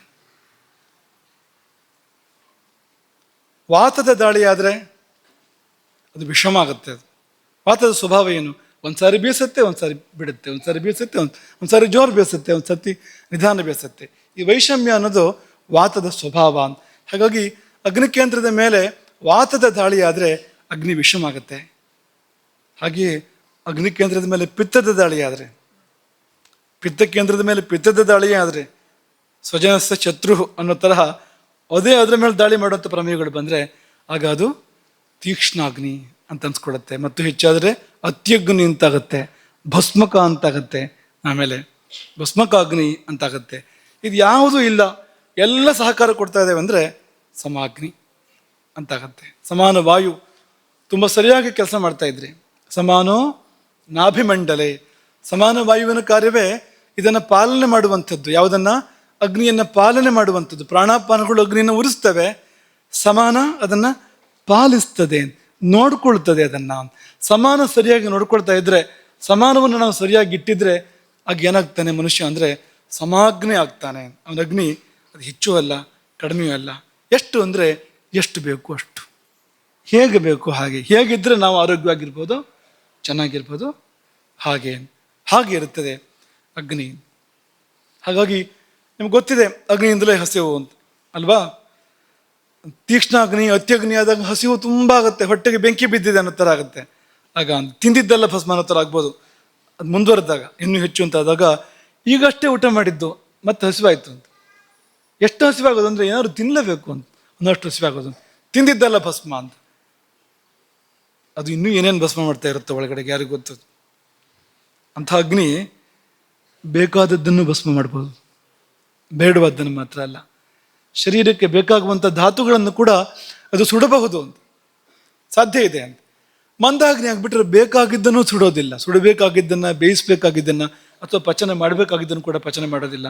ದೋಷಗಳನ್ನು ಸುಡುವ ಶಕ್ತಿ ಅದಕ್ಕೆ ಇರೋದಿಲ್ಲ. ಆಗ ದೋಷಗಳು ಹೆಚ್ಚಾಗ್ತಾ ಹೋಗ್ತವೆ. ವಿಷಮ ಆದರೆ ಜೀವನ ಶೈಲಿ ರೂಪಿಸ್ಕೊಳ್ಳೋದ ಕಷ್ಟ ಅವನು ಅಂತ. ಯಾಕೆಂದರೆ ಯಾವಾಗ ಹೇಗೆ ಅಂತಲೇ ಇಲ್ಲ, ಯಾವಾಗ ಹಸುವಾಗುತ್ತೆ, ಯಾವಾಗ ಹಸುವಾಗೋದಿಲ್ಲ ಅಂತಲೇ ಇಲ್ಲ. ಎಲ್ಲ ಸರಿ ಇದ್ರೂ ಕೂಡ ಒಂದ್ಸರಿ ಕೆಡುತ್ತೆ ವಾತಾವರಣ. ಕೆಲವು ಸರಿ ಎಡವಟ್ಟು ಮಾಡ್ಕೊಂಡಿರ್ತಾನೆ, ಆದರೂ ಕೆಡೋದಿಲ್ಲ ಅದು. ವಿಷಮ ಅಂದರೆ ಹಾಗೆ ಅಂತ, ಯಾವಾಗ ಹೇಗೆ ಅಂತ ಹೇಳೋಕೆ ಸಾಧ್ಯ ಇಲ್ಲ ಅಂತ. ಹೀಗೆಲ್ಲ ಆಗುತ್ತೆ ಅದು ಅಂತ. ಹಾಗಾಗಿ ಆತ್ಮಾವಲೋಕನ ಬೇಕು ಅಂತ ಹೇಳ್ತಾರಲ್ವಾ. ಜೀವನದಲ್ಲಿ ಒಂದು ಆತ್ಮಾವಲೋಕನ ಬೇಕು, ನಮ್ಮನ್ನು ನಾವು ನೋಡ್ಕೊಳ್ಬೇಕು, ಒಂದು ಕನ್ನಡಿ ಬೇಕು ನಮಗೆ. ನಮ್ದೆಲ್ಲಿ ಓರೆ ಇದೆ, ತಪ್ಪು ತಡೆ ಇದೆ, ನೋಡಿ ತಿದ್ಕೊಳ್ಬೇಕು ನಾವು ಅಂತ ಹೇಳ್ತಾರಲ್ವಾ. ಜೀವನದಲ್ಲಿ ಪ್ರತಿನಿತ್ಯ ನಾವೆಲ್ಲ ಕನ್ನಡಿ ಮುಂದೆ ಹೋಗೋರೆ. ಏನರ್ಥ ಅದಕ್ಕೆ? ಹೇಳಿ? ನಮ್ಮಲ್ಲಿ ಓರೆ ಇದೆ ಅಂತ ಅರ್ಥ ಅದಕ್ಕೆ, ಅದು ನಮಗೆ ಗೊತ್ತು ಅಂತ ಅರ್ಥ ಅದಕ್ಕೆ. ಕನ್ನಡಿ ಮುಂದೆ ಹೋಗೋದಕ್ಕೆ ಇಷ್ಟೇ ಅರ್ಥ, ನಾವು ಪೂರ್ತಿ ಸರಿ ಇಲ್ಲ ಅಂತ ನಮಗೆ ಗೊತ್ತು ಅಂತ. ಇಲ್ಲಿದ್ರೆ ಕನ್ನಡಿ ಹಾಕಬೇಕು. ಅಷ್ಟು ವಿಶ್ವಾಸ ನಮಗಿದ್ರೆ, ಅಷ್ಟು ಆತ್ಮವಿಶ್ವಾಸ ನಮಗಿದ್ರೆ, ಹಾಗಿರೋದಾದರೆ ಹೋಗ್ತಾ ಇರ್ಬೋದಲ್ಲ ಸೀದಾ ಸಭೆಗೆ. ಯಾಕೆ ಹೋಗೋದಿಲ್ಲ ಅಂದರೆ ಓರೆ ಇರೋದು ಹೌದು, ಅದು ನಮಗೆ ಚೆನ್ನಾಗಿ ಗೊತ್ತಿದೆ ಅಂತ, ಅದಿದೆ ಅಂತ ಅಲ್ವಾ. ಹಾಗಾಗಿ ನಾವು ಕನ್ನಡಿ ಇಟ್ಕೊಂಡಿದ್ದೇವೆ, ಆತ್ಮಾವಲೋಕನವನ್ನು ಮಾಡ್ತಾ ಇರ್ತೇವೆ. ಬರೀ ದೇಹದ ಅವಲೋಕನ ಮಾಡ್ತೇವೆ, ಮುಖದ ಅವಲೋಕನ ಮಾಡ್ತೇವೆ. ಈ ಸಮಯದಲ್ಲಿ ವ್ಯಕ್ತಿತ್ವದ ಅವಲೋಕನವನ್ನು ಮಾಡೋದಿಲ್ಲ. ನಮ್ಮ ಮನಸ್ಸೇ ನಮಗೆ ಕನ್ನಡಿ ಆಗಬೇಕು, ಗುರು ಹಿರಿಯರು ನಮಗೆ ಕನ್ನಡಿ ಆಗಬೇಕು, ಮಿತ್ರರು ಹಿತೈಷಿಗಳು ನಮಗೆ ಕನ್ನಡಿ ಆಗಬೇಕು. ಆಗ ನಮ್ಮ ವ್ಯಕ್ತಿತ್ವ ನಮಗೆ ಗೊತ್ತಾಗುತ್ತೆ. ಯಾರು ನಮ್ಮ ತಪ್ಪು ತಡೆಗಳನ್ನ ಹೇಳೋರ್ಬೇಕು, ನಮಗೆ ನಮ್ಮ ಲೋಪದೋಷಗಳನ್ನ ಹೇಳೋರ್ಬೇಕು. ಆಗ ನಾವು ಅದನ್ನು ತಿದ್ದುಕೊಂಡು ಪರಿಪೂರ್ಣ ಸಮ ಅಂತ ಆಗೋದಕ್ಕೆ ಸಾಧ್ಯ ಇದೆ ನೋಡಿ. ಹಾಗಾಗಿ ಆತ್ಮಾವಲೋಕನ ಬೇಕು ಅಂತ ಹೇಳ್ತಾರೆ.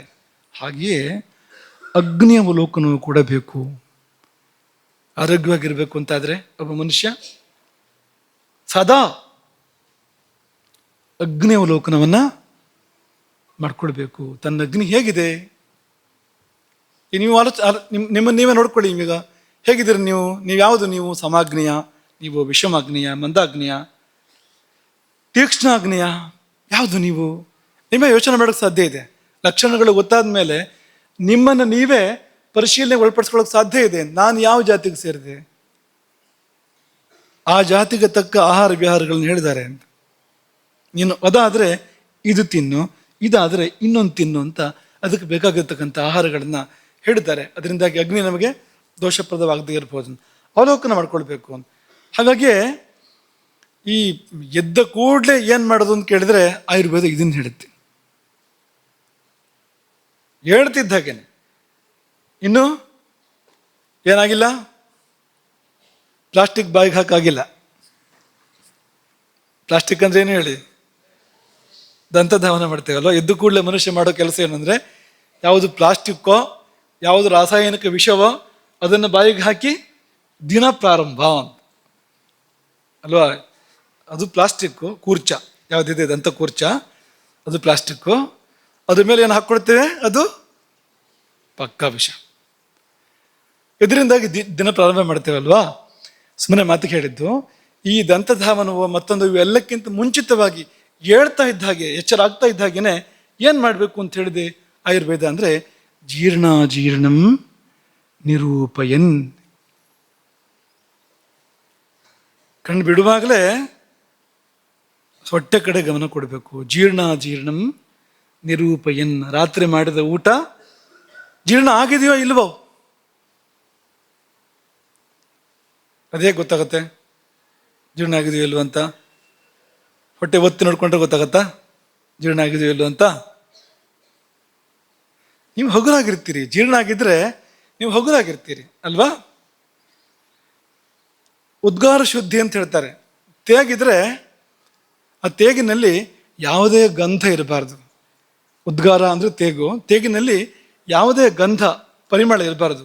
ಮೊದಲು ಮಾಡಿದ ಊಟದ ಪರಿಮಳ ಇದೆ ಅಂತ ಆದ್ರೆ ಅದಕ್ಕೆ ಅರ್ಥ ಏನು? ಅದು ಅಲ್ಲೇ ಇದೆ ಅಂತ ಅರ್ಥ. ಅದಕ್ಕೆ ಅಂತ ಹೋಗಿಲ್ಲ ಕೆಳಗೆ. ಅದು ಹೆಚ್ಚು ರೂಪಾಂತರ ಕೂಡ ಹೊಂದಿಲ್ಲ. ಅದು ಅದೇ ತೇಗು ಬರ್ತಾ ಇದೆ, ಅದೇ ಪರಿಮಳ ಬರ್ತಾ ಇದೆ ಅಂದ್ರೆ ಗಟ್ಟಿ ಕೂತಿದೆ. ಅದು ನಮ್ಮ ಅಗ್ನಿಗೆ ಜಗ್ಗದೆ ಗಟ್ಟಿ ಕೂತಿದೆ ಅಂತ ಅರ್ಥ. ಅದು ಹಾಗಾಗಿ ಪರಿಮಳವನ್ನು ಕಳಿಸ್ತಾ ಇದೆ ಮೇಲ್ಗಡೆಗೆ. ನಾನಿದ್ದೇನೆ ಅಂತ. ಯಾಕೆ ಪರಿಮಳ ಕಳಿಸ್ತಾ ಇದೆ ಮೇಲ್ಗಡೆಗೆ ಅಂದ್ರೆ ಮತ್ತೆ ಬೇರೆ ಹಾಕ್ಬೇಡ ಅಂತ. ನಂದು ಮುಗಿದಿಲ್ಲ, ನನ್ನ ಸರಿದಿ ಮುಗಿಬೇಕು, ಫಸ್ಟಾಗಿ ಬೇರೆ ಕಳಿಸ್ಬೇಡ ಮೇಲಿಂದ ಮತ್ತೆ ಅಂತ ಆ ತೇಗು ಮೇಲೆ ಬಂದು ನಮಗೆ ಹೇಳುವಂಥದ್ದು.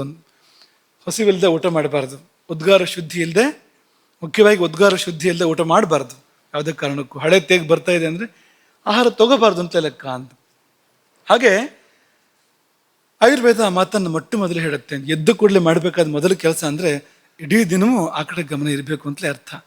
ಊಟ ಮಾಡಿದಾಗೆಲ್ಲ ಅಥವಾ ಊಟದ ನಂತರ 4-5 ಗಂಟೆ ಕಳೆದ ಮೇಲೆ ಏನಾಗ್ತಾ ಇದೆ ಪರಿಸ್ಥಿತಿ ನೋಡ್ಕೋಬೇಕಲ್ಲ. ಅದೇ ಸೂಚನೆ ಕೊಡ್ತಾ ಇರುತ್ತೆ, ಅದೇ ಹೇಳ್ತಾ ಇರುತ್ತೆ.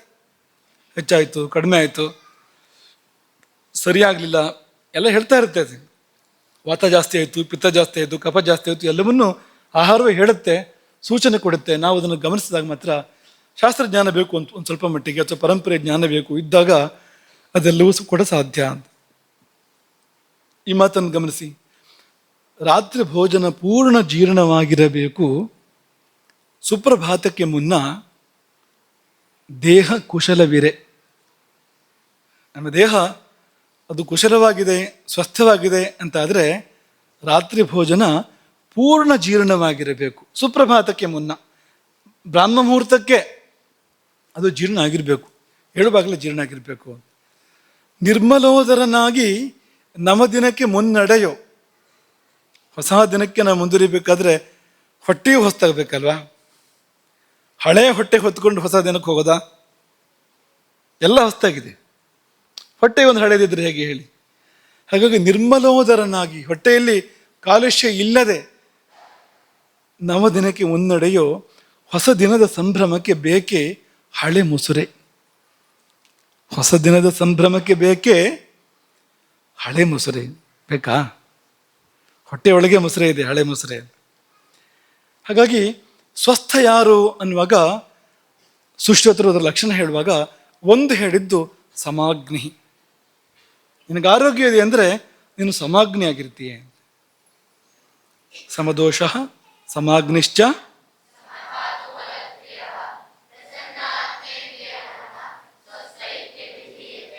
ಪ್ರಸನ್ನಾತ್ಮೇಂದ್ರಿಯ ಮನಾಹ ಸ್ವಸ್ಥ ಇತ್ಯಭಿಧೀಯತೆ. ಪ್ರಸನ್ನಾತ್ಮೇಂದ್ರಿಯ ಮನಾಹ ಸ್ವಸ್ಥ ಇತ್ಯಭಿಧೀಯತೆ. ಈ ಆತ್ಮ ಪ್ರಸನ್ನ ಆಗೋದು, ಇಂದ್ರಿಯ ಪ್ರಸನ್ನ ಆಗೋದು, ಮನಸ್ಸು ಪ್ರಸನ್ನ ಆಗೋದು. ಆರೋಗ್ಯ ಬಂತಂದರೆ ಮನಸ್ಸು ಪ್ರಸನ್ನವಾಗಿರಬೇಕು, ಆತ್ಮ ಪ್ರಸನ್ನವಾಗಿ, ಜೀವ ಪ್ರಸನ್ನವಾಗಿರಬೇಕು, ಕಣ್ಣು ಕಿವಿ ಎಲ್ಲ ಪ್ರಸನ್ನವಾಗಿರಬೇಕು. ಅಂತಂದರೆ ಮೊದಲು ಅಗ್ನಿ ಸಮವಾಗಿರಬೇಕು. ಹಾಗಿದ್ರೆ ಮಾತ್ರವೇ ಇದೆಲ್ಲ ಇರೋಕ್ಕೆ ಸಾಧ್ಯ ಅಂತ. ಉಳಿದಿದ್ದೆಲ್ಲ ಆಗಬೇಕು ಅಂದರೆ ಸಮಾಗ್ನಿತ್ವ ಇದ್ರೆ ಮಾತ್ರವೇ, ಅಗ್ನಿ ಸಾಮ್ಯ ಇದ್ರೆ ಮಾತ್ರವೇ ಮತ್ತೆಲ್ಲ ಸರಿ ಇರೋಕ್ಕೆ ಸಾಧ್ಯ. ಅದೇನಾದ್ರು ಕೆಡ್ತೋ ಮತ್ತೆ ಯಾವುದೂ ಸರಿ ಇರೋಕ್ಕೆ ಅವಕಾಶ ಇಲ್ಲ, ಯಾವುದೂ ಸರಿ ಇರೋದಿಲ್ಲ. ಎಲ್ಲವನ್ನೂ ಕೆಡಿಸುತ್ತೆ ಅದು ಕೆಟ್ಟರೆ. ಕೋತಿ ತಾನು ಕೆಟ್ಟಿದ್ದಲ್ಲ ವನನೇ ಕೆಡಿಸ್ತು ಅಂತ ಹೇಳ್ತಾರಲ್ವಾ, ಅದು ಒಂದು ಲಘು ಉದಾಹರಣೆ. ಅದು ಗಂಭೀರ ಉದಾಹರಣೆ ಕೊಡೋದಾದ್ರೆ ಅಗ್ನಿ ತಾನು ಕೆಟ್ಟರೆ ಶರೀರ ಸಾಮ್ರಾಜ್ಯವನ್ನೇ ಕೆಡಿಸ್ತು ಅಂತ, ಎಲ್ಲವನ್ನೂ ಕೆಡಿಸ್ಬಿಡುತ್ತೆ. ಯಾವುದೊಂದು ಸರಿ ಇರೋದಿಲ್ಲ. ಆಮೇಲೆ ಮನಸ್ಸು ಸರಿ ಇರೋದಿಲ್ಲ, ಮನಸ್ಸು ಕೂಡ. ಮನಸ್ಸಿಗೂ ಒಂದು ಸುಖ ನೆಮ್ಮದಿ ಅಂತ ಇರೋಕ್ಕೆ ಸಾಧ್ಯ ಇಲ್ಲ. ಯಾಕೆಂದರೆ ಎಲ್ಲ ಅದನ್ನು ಅವಲಂಬಿಸಿದೆ. ಒಂದಕ್ಕೊಂದು ಸಂಬಂಧ, ಅಗ್ನಿ ಮತ್ತು ಮನಸ್ಸು ಇದೆಲ್ಲ ಒಂದಕ್ಕೊಂದು ಸಂಬಂಧ. ಇದಿಷ್ಟು ವಿಷಯ. ಪಂಕ್ತಿಗಳು. ಇದು ಚರಕ ಸಂಹಿತೆ. ಅಗ್ನಿಷುತು ಶರೀರೇಶು ಚತುರ್ವಿಧೋ ವಿಷಯೇಶು ಬಲಭೇದೇನ ಭವತಿ ತದ್ಯಥಾ ತೀಕ್ಷ್ಣ ಮಂದ ಸಮಃ ವಿಷಮಶ್ಚೇತಿ. ಚತುರ್ವಿಧೋ ವಿಶೇಷೋ ಬಲಭೇದೇನ ಭವತಿ ತದ್ಯಥಾ ತೀಕ್ಷ್ಣ ಮಂದ ಸಮಃ ವಿಷಮಃ. 4 ಬಗೆ ಅಂತ ಚರಕರು ಹೇಳಿದರು. ಸುಶ್ರುತರು ಕೂಡ ಅದನ್ನೇ ಹೇಳಿದರು. ಸುಶ್ರುತರು ಏನು ಹೇಳ್ತಾರೆ? ಚತುರ್ವಿಧೋ ಭವತಿ. ಅಗ್ನಿ 4 ವಿಧ ಆಗುತ್ತೆ. ಅದರಲ್ಲಿ 2 ಗುಂಪು ಮಾಡ್ತಾರೆ ಅವರು ಸುಶ್ರುತರು. 3 ಒಂದು ಗುಂಪು, ಒಂದೇ ಒಂದು ಗುಂಪು. ಈ ಒಂದೇ ಒಂದು ಯಾವುದು? ದೋಷಾನಭಿಪನ್ನ ಏಕಃ. ದೋಷವಿಲ್ಲದುದು ಒಂದು. ದೋಷಾನಭಿಪನ್ನ, ದೋಷವಿಲ್ಲದುದು ಒಂದು. ಯಾವುದದು? ಸಮಾಗ್ನಿ. ದೋಷವುಳ್ಳದ್ದು 3. ವಿಕ್ರಿಯಾಮಾಪನ್ನ ತ್ರಿವಿಧೋ ಭವತಿ. ವಿಕಾರಕ್ಕೆ ಒಳಪಟ್ಟರೆ ಅದು 3 ಬಗೆಯ ವಿಕಾರಕ್ಕೆ ಒಳಪಡಬಹುದು. ಹೇಗೆಲ್ಲ ಅಂತಂದರೆ, ವಿಷಮೋ ವಾತೇನ. ಅಗ್ನಿ ವಿಷಮ ಆಗತ್ತೆ ಯಾವಾಗ ಅಂದರೆ ವಾತದಿಂದ ವಿಕೃತವಾದಾಗ. ವಾತ ಅದನ್ನು ಕೆಡಿಸಿದಾಗ ಅಗ್ನಿ ವಿಷಮ ಆಗುತ್ತೆ. ಒಂದ್ಸಾರಿ ಒಂದು ರೀತಿ, ಒಂದು ಗಾಳಿ ಬೀಸಿದಾಗ ಒಂಥರ, ಬೀಸಿದ್ದಾಗ ಒಂಥರ ಅನ್ನೋ ಥರ ಆಗುತ್ತೆ. ಗಾಳಿಗೆ ಸಿಕ್ಕಿದ ದೀಪ ಆಗುತ್ತೆ ಅಗ್ನಿ ಅದು. ಅಥವಾ ಹೋಮಾಗ್ನಿ ಪ್ರಜ್ವಲಿಸ್ತಾ ಇದ್ರೆ ಗಾಳಿ ದರ ಬರ ಬೀಸ್ತಾ ಇದ್ರೆ ಏನಾಗುತ್ತೆ ಹೇಳಿ? ಆ ಥರ ಆಗುತ್ತೆ ಇದು, ವಿಷಮ ಆಗುತ್ತೆ ಇದು ಅಂತ. ಹಾಗಾಗಿ ವಿಷಮೋ ವಾತೇನ ತೀಕ್ಷ್ಣ ಪಿತ್ತೇನ. ಮಂದಃ ಶ್ಲೇಷ್ಮಣ. ಅಗ್ನಿ ಮಂದ ಅಂತ ಕರ್ಸ್ಕೊಡುತ್ತೆ ಯಾವಾಗ ಅಂದರೆ ಶ್ಲೇಷ್ಮ ಧಾತುವಿನ ಪ್ರಕೋಪ ಉಂಟಾದಾಗ, ಅಗ್ನಿಯ ಮೇಲೆ ಅದರ ಪ್ರಭಾವ ಆದಾಗ ಅದು ಮಂದ ಅಂತ ಅನ್ಸ್ಕೊಡುತ್ತೆ. ಚತುರ್ಥ ಸಮಃ. 4ನೇದು ಸಮ ಅಂತ ಕರ್ಸ್ಕೊಡುತ್ತೆ. ಯಾಕೆಂದರೆ ಸರ್ವಸಾಮ್ಯಾತ್. ಅದು ಏರ್ಪಡಬೇಕು. ಸಮಾಗ್ನಿ ಏರ್ಪಡಬೇಕು ಅಂದರೆ ಆ 3 ಸಮ ಆಗಬೇಕು. ಯಾವ 3? ವಾತಪಿತ್ತ ಕಫಗಳು ಸಾಮ್ಯವನ್ನು ಹೊಂದದೆ ಅದೊಂದು ಸಮಾಧಾನಕ್ಕೆ ಬರದೇ ಇದ್ದರೆ ಇದಕ್ಕೆ ಸಮಾಧಾನದಲ್ಲಿ ಇರೋಕೆ ಆಗೋದಿಲ್ಲ. ಹಾಗಾಗಿ ಅವುಗಳ ಪ್ರಭಾವ ಇದರ ಮೇಲಿದೆ ದಟ್ಟವಾಗಿ. ಆ ಸರ್ವಸಾಮ್ಯದಿಂದಾಗಿ ಮತ್ತೆಲ್ಲ ಸಾಮ್ಯವನ್ನು ಹೊಂದಿದ್ರಿಂದಾಗಿ ನೋಡಿ, ಒಂದು ಸಮಾಗ್ನಿಯನ್ನು ಮಾಡ್ಕೋಬೇಕು ಅಂದರೆ ನೀವು ಎಲ್ಲವನ್ನೂ ಸಾಮ್ಯಕ್ಕೆ ತಂದ್ಕೊಳ್ಬೇಕಾಗುತ್ತೆ. ಜೀವನದಲ್ಲಿ ಎಲ್ಲ ಸಾಮ್ಯಕ್ಕೆ ಬಂದರೆ ಅಗ್ನಿಯೂ ಸಾಮ್ಯಕ್ಕೆ ಬರುತ್ತೆ, ಅಥವಾ ಅಗ್ನಿ ಸಾಮ್ಯಕ್ಕೆ ಬಂದರೆ ಎಲ್ಲವೂ ಸಾಮ್ಯಕ್ಕೆ ಹೋಗುತ್ತೆ. 2 ಪರಸ್ಪರ ಸಂಬಂಧ. ಅದನ್ನು ಹೇಳ್ತಾ ಇದ್ದಾರೆ. ಹೇಗೆ ಗೊತ್ತಾಗುತ್ತೆ ಅಂತ ಕೇಳಿದರೆ ಅದಕ್ಕೆ ಹೇಳ್ತಾರೆ, ಅದು ಜರಣಶಕ್ತಿ ಅಂತ. ಅಂದರೆ ಎಷ್ಟು ಜೀರ್ಣ ಮಾಡೋ ಶಕ್ತಿ ಇದೆ ನಮಗೆ, ಎಷ್ಟು ತಿನ್ನೋ ಶಕ್ತಿ ಇದೆ ನಮಗೆ ಅನ್ನೋದೊಂದು. ಎಷ್ಟು ತಿನ್ನೋ ಶಕ್ತಿ ಮತ್ತು ಎಷ್ಟನ್ನು ಜೀರ್ಣಿಸ್ಕೊಳ್ಳೋ ಶಕ್ತಿ. ಇದೆರಡರ ಮೇಲೆ ಅಗ್ನಿ ಏನದು, ಸಮವೋ ವಿಷಮವೋ ಮಂದವೋ ತೀವ್ರವೋ ಅದೆಲ್ಲವನ್ನು ಕೂಡ ತೀಕ್ಷ್ಣವೋ ಅದೆಲ್ಲವನ್ನು ಕೂಡ ತೀರ್ಮಾನ ಮಾಡಬಹುದು. ಯಾರೋ ಒಬ್ಬ ಅವನು 1 ರಾಶಿ ತಿನ್ನೋಕ್ಕೆ ಶಕ್ತಿ ಇದೆ ಅಂತ ಅದಕ್ಕೆ ಅರ್ಥ ಏನು? ಅನ್ನಂ ಪರ್ವತ ರೂಪೇಣ ತಿಂತಾನೆ ಅಂದ್ರೆ ಅರ್ಥ ಏನು? ಅದಕ್ಕೆ ತೀಕ್ಷ್ಣ ಅಗ್ನಿ, ಅತ್ಯಗ್ನಿಯೂ ಆಗ್ಬೋದು ಮುಂದುವರೆದು ಅಂತ. ಅದು ಯಾರೋ ಒಬ್ರಿಗೆ ಊಟ ಸೇರೋದೇ ಇಲ್ಲ, ಇಷ್ಟು ತಿಂದರೆ ಸಾಕು ಮುಗಿತ್ತು ಅಂತ ಒತ್ತಾಯ ಮಾಡಿದ್ರು ಅಷ್ಟೇ. ಅದು ಏನದು? ಮಂದಾಗ್ನಿ. ನಿನ್ನೆ ಅವ್ರಿಗೆ ಏನೂ ಬೇಡ, ಇವತ್ತು ಕೆಲವರು ಹಾಗಿರ್ತಾರೆ, ತಿನ್ನೋಕೆ ಶುರು ಮಾಡಿದ್ರೆ 5-6 ಜನ ಊಟ ಮಾಡೋದು ಒಬ್ಬರೇ ಊಟ ಮಾಡಿಬಿಡ್ತಾರೆ. ಉಪವಾಸ ಇದ್ದರೆ 4 ದಿವಸ ಉಪವಾಸ ಇರ್ತಾರೆ ಅಂತ ಇರ್ತಾರೆ, ನಮ್ಮ ಮಧ್ಯದಲ್ಲೇ ಇರ್ತಾರೆ. ಏನಪ್ಪ ಅಂದರೆ ಇದು ಅದೇ. ಇದು ನಾವು ಅಂಥವ್ರು ನೋಡಿದ್ದೇವೆ. ಊಟನೇ ಮಾಡಿದ್ರು ಅಂದರೆ ಎಷ್ಟು ಊಟ ಮಾಡ್ತಾರೆ ಅಂತಿಲ್ಲ. ಇಲ್ಲದೆ ಆದರೆ ಕೆಲವು ದಿವಸ ಏನು ಬೇಡ ಹಾಗೆ ಇರ್ತಾರೆ, ಆ ಥರ ಇರ್ತಾರೆ. ಶಕ್ತಿಯ ಬಗ್ಗೆ ಹೇಳ್ತಾ ಇರೋದಲ್ಲ, ಸ್ವಭಾವತಃ ಒಂದು ದಿವಸ ಜಾಸ್ತಿ ಬೇಕು, ಒಂದು ದಿವಸ ಏನು ಬೇಡ ಅನ್ನೋ ಥರ ಆಗುತ್ತಲ್ಲ, ಅಲ್ಲೇ ನಮ್ಗೆ ಗೊತ್ತಾಗುತ್ತೆ ಇದು ಅಂತ. ಹೀಗೆ ಇದನ್ನೆಲ್ಲ ಹೇಳಿ ಅದನ್ನೆಲ್ಲ ಒಂದೊಂದನ್ನು ಕೂಡ ವಿವರಣೆ ಕೊಟ್ಟಿದ್ದಾರೆ. ತತ್ರ ಯಹ ಯಥಾಕಾಲಂ ಉಪಯುಕ್ತಮನ್ನಂ ಸಮ್ಯಕ್ ಪಚತಿ ಸಮೈರ್ ದೋಷೈ. ಸುಶ್ರುತ ಇದು. ಸಮೈರ್ ದೋಷೈ, ಈ ದೋಷಗಳೆಲ್ಲ ಸಾಮ್ಯವನ್ನು ಹೊಂದಾಣಿಕೆಯನ್ನು ಮಾಡಿಕೊಂಡು ವಾತಾಪಿತ್ತ ಕಫಗಳೆಲ್ಲ ಅಗ್ನಿ ಯಥಾಕಾಲದಲ್ಲಿ ಸೇವನೆ ಮಾಡಿದ್ದನ್ನು ಯಥಾಯೋಗ್ಯವಾಗಿ ಸರಿಯಾಗಿ ಪಚನ ಮಾಡುತ್ತೆ. ಅದು ಎಷ್ಟು ಬೇಕೋ ಅಷ್ಟೇ ಕೇಳುತ್ತೆ, 1 ರಾಶಿ ಕೇಳೋದಿಲ್ಲ, ಪ್ರಮಾಣಬದ್ಧವಾಗಿ ಕೇಳುತ್ತೆ. ಅದನ್ನು ಸರಿಯಾಗಿ ಜೀರ್ಣ ಮಾಡುತ್ತೆ. ಸಾಯಂಕಾಲಕ್ಕೆ ಹಸಿವಾಗುತ್ತೆ ಮತ್ತೆ ಅನ್ನೋ ತರಹ ಇದ್ದರೆ ಅದು ಹಸಿವಾಗುತ್ತೆ ಅಂದರೆ ನಾವು ಹೊಟ್ಟೆಗೆ ಬೆಂಕಿ ಬಿದ್ದಾಗೆ ಅಂತಲ್ಲ, ಒಂದು ಹಿತವಾದ ಹಸಿವು, ಹದದ ಹಸಿವು ಉಂಟಾಗತ್ತೆ ಮತ್ತು ಊಟ ಮಾಡ್ತೀವಿ ನಾವು. ಇದೆಲ್ಲ ಸಮಾಗ್ನಿಯಿಂದ. ಸಮಸ್ತು ಖಲು ಅಪಚಾರತೋ ವಿಕೃತಿ ಮಾಪದ್ಯತೆ ಅನಪಚಾರಸ್ತು ಪ್ರಕೃತಾವತಿಷ್ಠತೆ. ಸಮಾಗ್ನಿಯ ಲಕ್ಷಣ ಏನು ಅಂದರೆ, ಚರಕರು ಹೇಳೋ ಪ್ರಕಾರ ನೀವು ಹೆಚ್ಚು ಕಡಿಮೆ ಮಾಡಿದರೆ ಗೊತ್ತಾಗುತ್ತೆ ಅಂತಲ್ಲಿ ಅಂತ. ನೀವು ಸರಿಯಾಗಿ ಕೊಡದೆ ವ್ಯತ್ಯಾಸ ಮಾಡಿದರೆ ಪರಿಣಾಮ ತೋರಿಸುತ್ತೆ ಕೂಡಲೇ. ಅದು ಸರಿ ಕೊಟ್ಟರೆ ಸರಿಯಾಗುತ್ತೆ ಕೂಡಲೇ. ಸರಿಯಾಗಿ ಊಟ ಮಾಡ್ತೇವೆ, ವ್ಯವಸ್ಥಿತವಾಗಿ ಊಟ ಮಾಡ್ತಾ ಇದ್ರೆ, ಶಾಸ್ತ್ರಬದ್ಧವಾಗಿ ಊಟ ಮಾಡ್ತಾ ಇದ್ರೆ ಸರಿಯಾಗಿರುತ್ತೆ. ವ್ಯತ್ಯಾಸ ಮಾಡಿದ ಕೂಡಲೇ ವ್ಯತ್ಯಾಸ ತೋರಿಸುತ್ತೆ ಅದು. ಈ ವಿಷಮಾಗ್ನಿಗೆ ಈ ವ್ಯತ್ಯಾಸ ತೋರ್ಸೋಕ್ಕೆಲ್ಲ ಗೊತ್ತಾಗೋದಿಲ್ಲ, ಯಾವುದನ್ನು ಏನು ಅಂತ ಹೇಳೋದು ಅಂತಲೇ ಗೊತ್ತಾಗೋದಿಲ್ಲ ಅನ್ನೋ ಥರ ಇರ್ತದೆ. ಅದಿಲ್ಲಿ ಅದು ಸರಿ ಇದ್ದಾಗ ತಾನೇ ವ್ಯತ್ಯಾಸಗಳು ಗೊತ್ತಾಗುವಂಥದ್ದು ಅಲ್ವಾ. ಯಾರು ಸರಿ ಇರ್ತಾರೋ ಅವರಿಗೆ ವ್ಯತ್ಯಾಸಗಳು ಗೊತ್ತಾಗ್ತವೆ, ಇಲ್ಲದಿರೋ ವ್ಯತ್ಯಾಸಗಳು ಕೂಡ ಗೊತ್ತಾಗೋದಿಲ್ಲ. ಉದಾಹರಣೆಗೆ, ತೇಗು ಬಂದ ಕೂಡಲೇ ಊಟ ಸಾಕು ಅಂತ ಅರ್ಥ. ತೇಗು ಅನ್ನೋದು ಸೂಚನೆ, ಊಟ ಸಾಕು ಅಂತ ಅನ್ನೋದು ಶಾಸ್ತ್ರ. ಆದರೆ ಆ ತೇಗು ಬರೋದೇ ಇಲ್ಲ. ಯಾವಾಗ ನೀವು ತೇಗು ಬಂದಮೇಲೆ ಊಟ ಹೊಡಿತಾ ಇದ್ರೆ, ಹಾಗೂ ಒಂದು ಸ್ವಲ್ಪ ಕಾಲ ಮಾಡಿದರೆ ಅದಕ್ಕೂ ಬೇಜಾರು ಬರುತ್ತೆ. ಸಾಯಿಲಿ, ಇದು ಏನು ಉಪಯೋಗ ಇಲ್ಲ ಇದು ಅಂತ ಸೂಚನೆ ಕೊಟ್ಟು ಅವನು ಕೇಳೋದಿಲ್ಲ, ಬಿಡು ಅದನ್ನ ಅಂತ ಬಿಟ್ಟು ಹೋಗುತ್ತೆ ಅದು ಅಂತ. ಸಾಯಿಲಿ ಅಂದರೆ ಸಾಯಿಲಿ ಅಂತಲೇ, ಬೇರೆ ಏನೋ ಅರ್ಥ ಅಲ್ಲ ಅದಕ್ಕೆ. ಯಾಕೆಂದ್ರೆ ಬೇಗ ಸಾಯಿಲಿ ಅಂತ. ಆಯುಸ್ಸು ಕಡಿಮೆ ಆಗ್ತಾ ಹೋಗುತ್ತೆ. ಅನ್ನ ಜಾಸ್ತಿ ಆಗ್ತಾ ಹೋದರೆ ಅಗತ್ಯಕ್ಕಿಂತ ದಾನ ಮೇಲೆ ಕಾಹೆ ಖಾನೆ ವಾಲಕ ನಾಮ ಅಲ್ವಾ. ಜಾಸ್ತಿ ತಿಂದರೆ ಬೇಗ ಸಾಯ್ಬೋದು ಅಂತ, ಹಾಗೆ ಆಗುತ್ತೆ ಅದು. ಹಾಗಾಗಿ ಸಮಾಗ್ನಿ ಆದರೆ ಸೂಕ್ಷ್ಮವಾದ ವ್ಯತ್ಯಾಸಗಳು ಕೂಡ ಗೊತ್ತಾಗ್ತವೆ. ಹೆಚ್ಚು ಕಡಿಮೆ ಮಾಡಿದರೆ ಹೇಳುತ್ತೆ ಅದು ಅಂತ. ಇದೇ ಶ್ರೇಷ್ಠ, ಸಮಾಗ್ನಿ ಶ್ರೇಷ್ಠ. ಯಾಕೆಂದರೆ ಸಮಸ್ಯೆ ಪ್ರಾಧಾನ್ಯಂ ನಿರ್ವಿಕಾರತ್ವೇನ ಏವ ಸುವ್ಯವಸ್ಥಿತ ಎಂಬುದೇ ಮುಖ್ಯವಾಗಿರುವಂಥದ್ದು. ಯಾಕೆಂದರೆ ಅದು ನಿರ್ವಿಕಾರ ಎಂಬುದಾಗಿ ಚಕ್ರಪಾಣಿ ವ್ಯಾಖ್ಯಾನ. ಇನ್ನು ಮಾಧವ ನಿಧಾನದಲ್ಲಿ ಕೂಡ ಸಮಾಗ್ನಿ ಶ್ರೇಷ್ಠ ಉಚ್ಯತೆ, ಗೊತ್ತಾಗತ್ತೆ ಅದು. ಯಾರು ಏನು ಹೇಳಬೇಕು ಅಂತಿಲ್ಲ, ತಾನೇ ತನ್ನಾಗಿ ಅದು ಗೊತ್ತಾಗತ್ತೆ ಅಂತ. ಹೀಗೆ ಎಲ್ಲ ಅಗ್ನಿಗಳ ಲಕ್ಷಣಗಳನ್ನು ಕೂಡ, ಅಗ್ನಿಗಳ ಅವಸ್ಥೆಗಳ ಲಕ್ಷಣಗಳನ್ನು ಕೂಡ ಶಾಸ್ತ್ರಗಳು ಹೇಳಿದ್ದಾರೆ, ಶಾಸ್ತ್ರಕಾರರು ಹೇಳಿದ್ದಾರೆ. ಚರಕಾಚಾರ್ಯರು ಸಮಲಕ್ಷಣ ವಿಪರೀತ ಲಕ್ಷಣಸ್ತು ವಿಷಮ ಅಂತ ಒಂದೇ ಸತಿ ಮುಗಿಸಿದ್ದಾರೆ ಅವರು. ವಿಷಮ ಅಂದ್ರೆ ಏನು? ಸಮಕ್ಕೆ ತದ್ವಿರುದ್ಧ ಅಂತ. ಸಮ ಅಲ್ಲ ಅದು, ಹೀಗಿಲ್ಲ ಅದು, ಹೀಗೆ ಆಗ್ತಾ ಇರುತ್ತೆ ಅದು ಅಂತ. ಪಂಚಚಾಮರ ವೃತ್ತದ ಹಾಗೆ ಅಂತ ಅಲ್ವಾ. ಪಂಚಚಾಮರ ವೃತ್ತ ಗೊತ್ತಲ್ವಾ? ಹೇಗಿರುತ್ತೆ ಪಂಚಚಾಮರ? ಇನ್ನು ಸರಿ ಹೇಳಿ, ಹೇಗಾಗ್ತಾ ಇದೆ ಹೇಳ್ಬೇಕಾದ್ರೆ? ಅದು ಹೇಳುವಾಗ ಏನಾಗ್ತಾ ಇದೆ ನೋಡಿ, ಹೀಗೆ ಹೋಗ್ತಾ ಇದೆ ಅದು. ವಿಮಾನ ಹೋಗ್ತಾ ಇದೆ ಹೀಗೆ, ಹೆದ್ದಾರಿಯಲ್ಲಿ ಒಳ್ಳೆ ವಾಹನ ಹೋಗ್ತಾ ಇದೆ ಅದು, ಉತ್ತಮ ವಾಹನ ಹೋದಾಗೆ. ಲಘುರ್ ಗುರು ಸಮೇತ್ಯ ವದಂತಿ ಪಂಚಚಾಮರಂ ಅಂದರೆ ಅದು ಕುಂಟನ ಹಾಗೆ ಅದು. ಒಂದು ಪಂಚಚಾಮರ ವೃತ್ತ ಅಂದರೆ ಒಂದು ಕಾಲು ಗಿಡ್ಡ ಇದ್ದರೆ ಅವನು ಹೇಗೆ ಹೋಗ್ತಾನೆ? ಅವನು ಹೀಗೆ ಆಗ್ತಾ ಹೋಗ್ತಾ ಇರ್ತಾನಲ್ಲ ಅವನು. ಪಂಚಚಾಮರ ವೃತ್ತ ಹಾಗೆ ಹೋಗುತ್ತೆ, ವಿಷಮಾಗ್ನಿಯು ಕೂಡ ಹಾಗೆ ಹೋಗುತ್ತೆ. ಆದರೆ ಪಂಚಚಾಮರಕ್ಕಾದರೂ ಒಂದು ಲೆಕ್ಕ ಇದೆ ಅದಕ್ಕೊಂದು. ಲಘು ಆದ್ಮೇಲೆ ಗುರು, ಗುರು ಆದ್ಮೇಲೆ ಲಘು, ಲಘು ಆದ್ಮೇಲೆ ಗುರು, ಗುರು ಆದ್ಮೇಲೆ ಲಘು ಅಂತ ಒಂದು ಲೆಕ್ಕ ಇದೆ. ಇದಕ್ಕೆ ಲೆಕ್ಕ ಇಲ್ಲ.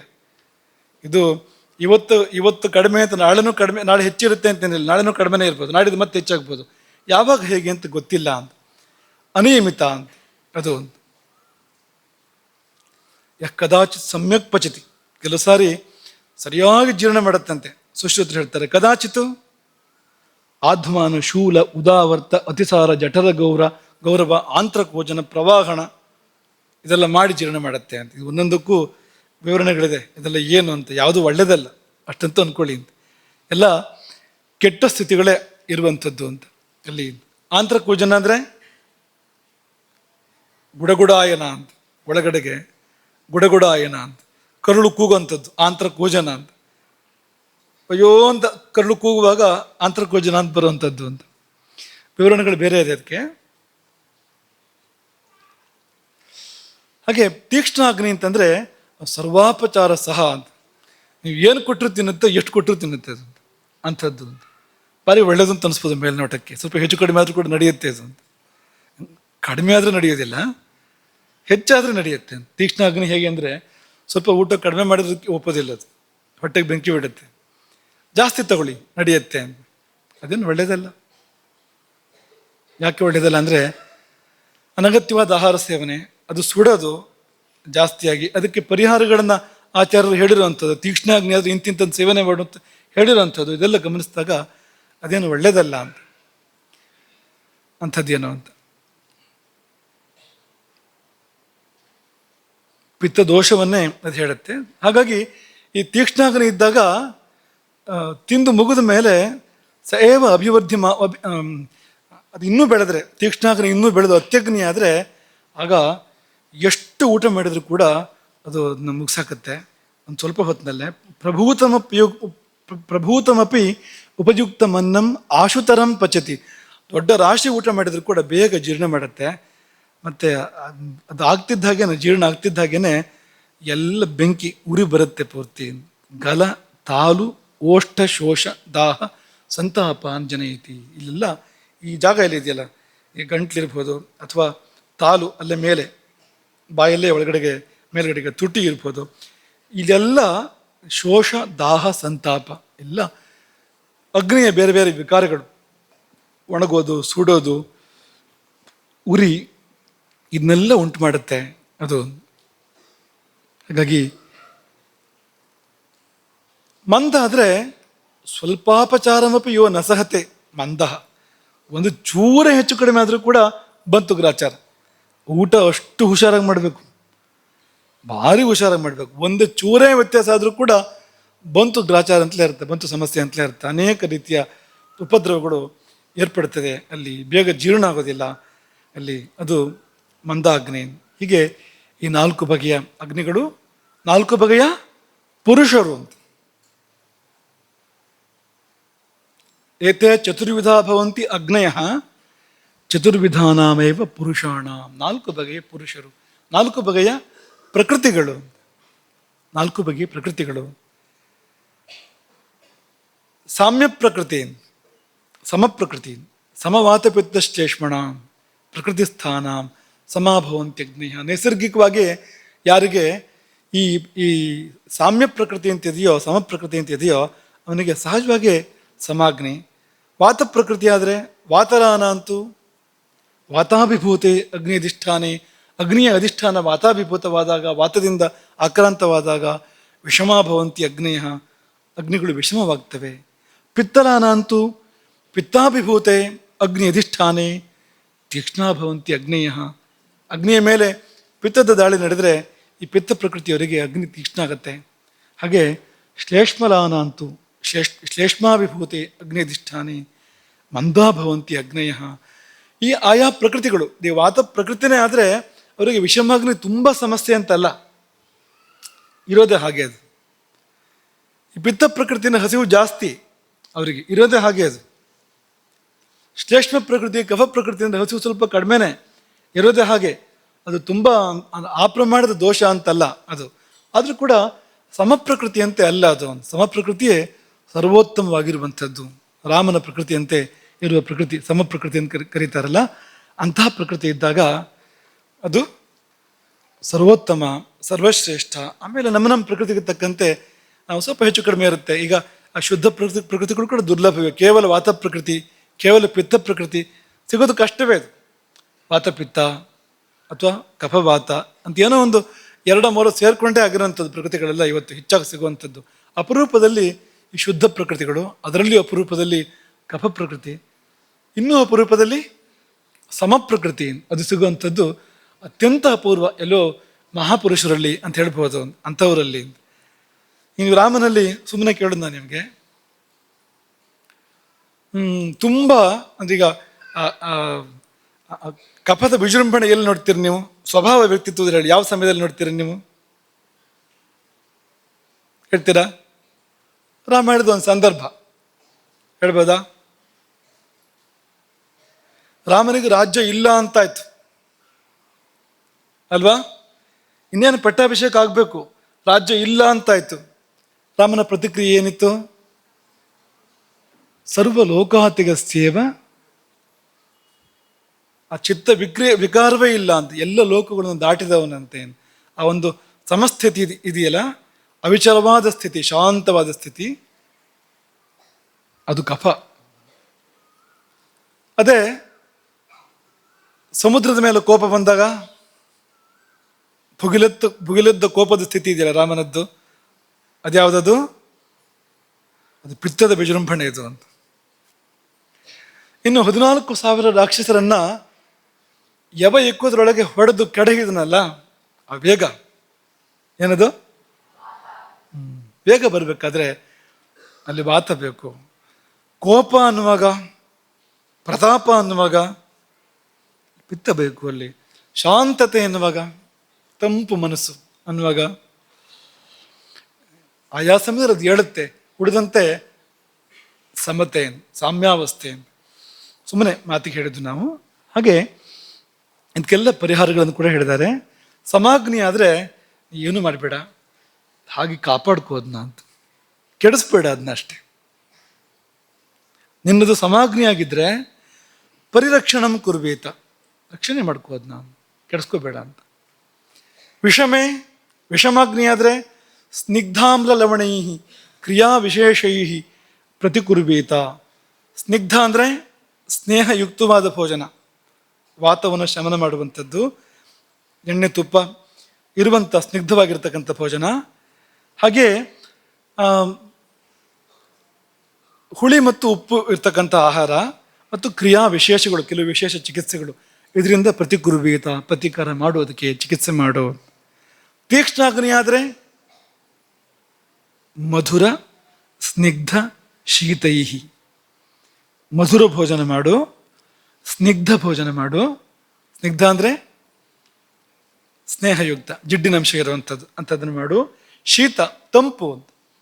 ತೀಕ್ಷ್ಣಾಗ್ನಿ ಅವನು ತಂಪು ಮಾಡಬೇಕು ಅವನು ಅಂತ. ಜೊತೆಗೆ ವಿರೇಕ ಇಷ್ಟ, ಆಯುರ್ವೇದದ ಕ್ರಿಯೆ ವಿರೇಚನ, ಅದನ್ನು ಮಾಡು, ಹಾಗೆ ಹೋಗಲಿ ಅದು ಆ ಪಿತ್ತ. ಅತ್ಯಗ್ನೋ, ಇದೆಲ್ಲ ಸರಿ.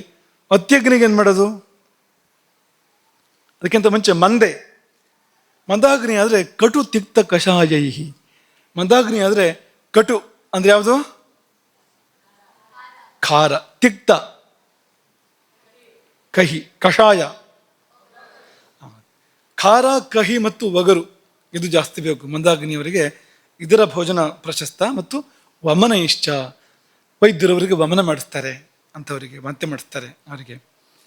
ಇನ್ನು ಅತ್ಯಗ್ನಿ ಆದರೆ ಇದೊಂದು ವಿಶೇಷ ಪ್ರಕರಣ. ಇದು ಭಸ್ಮಕಾಗ್ನಿ ಆಗ್ಬಿಟ್ರೆ ಏನು ಮಾಡೋದು ಅಂತಂದರೆ, ಆಗಬೇಕು ನೋಡಿ, ಇವ್ರ ಪ್ರವೇಶ ಆಗಾಗ್ತದೆ.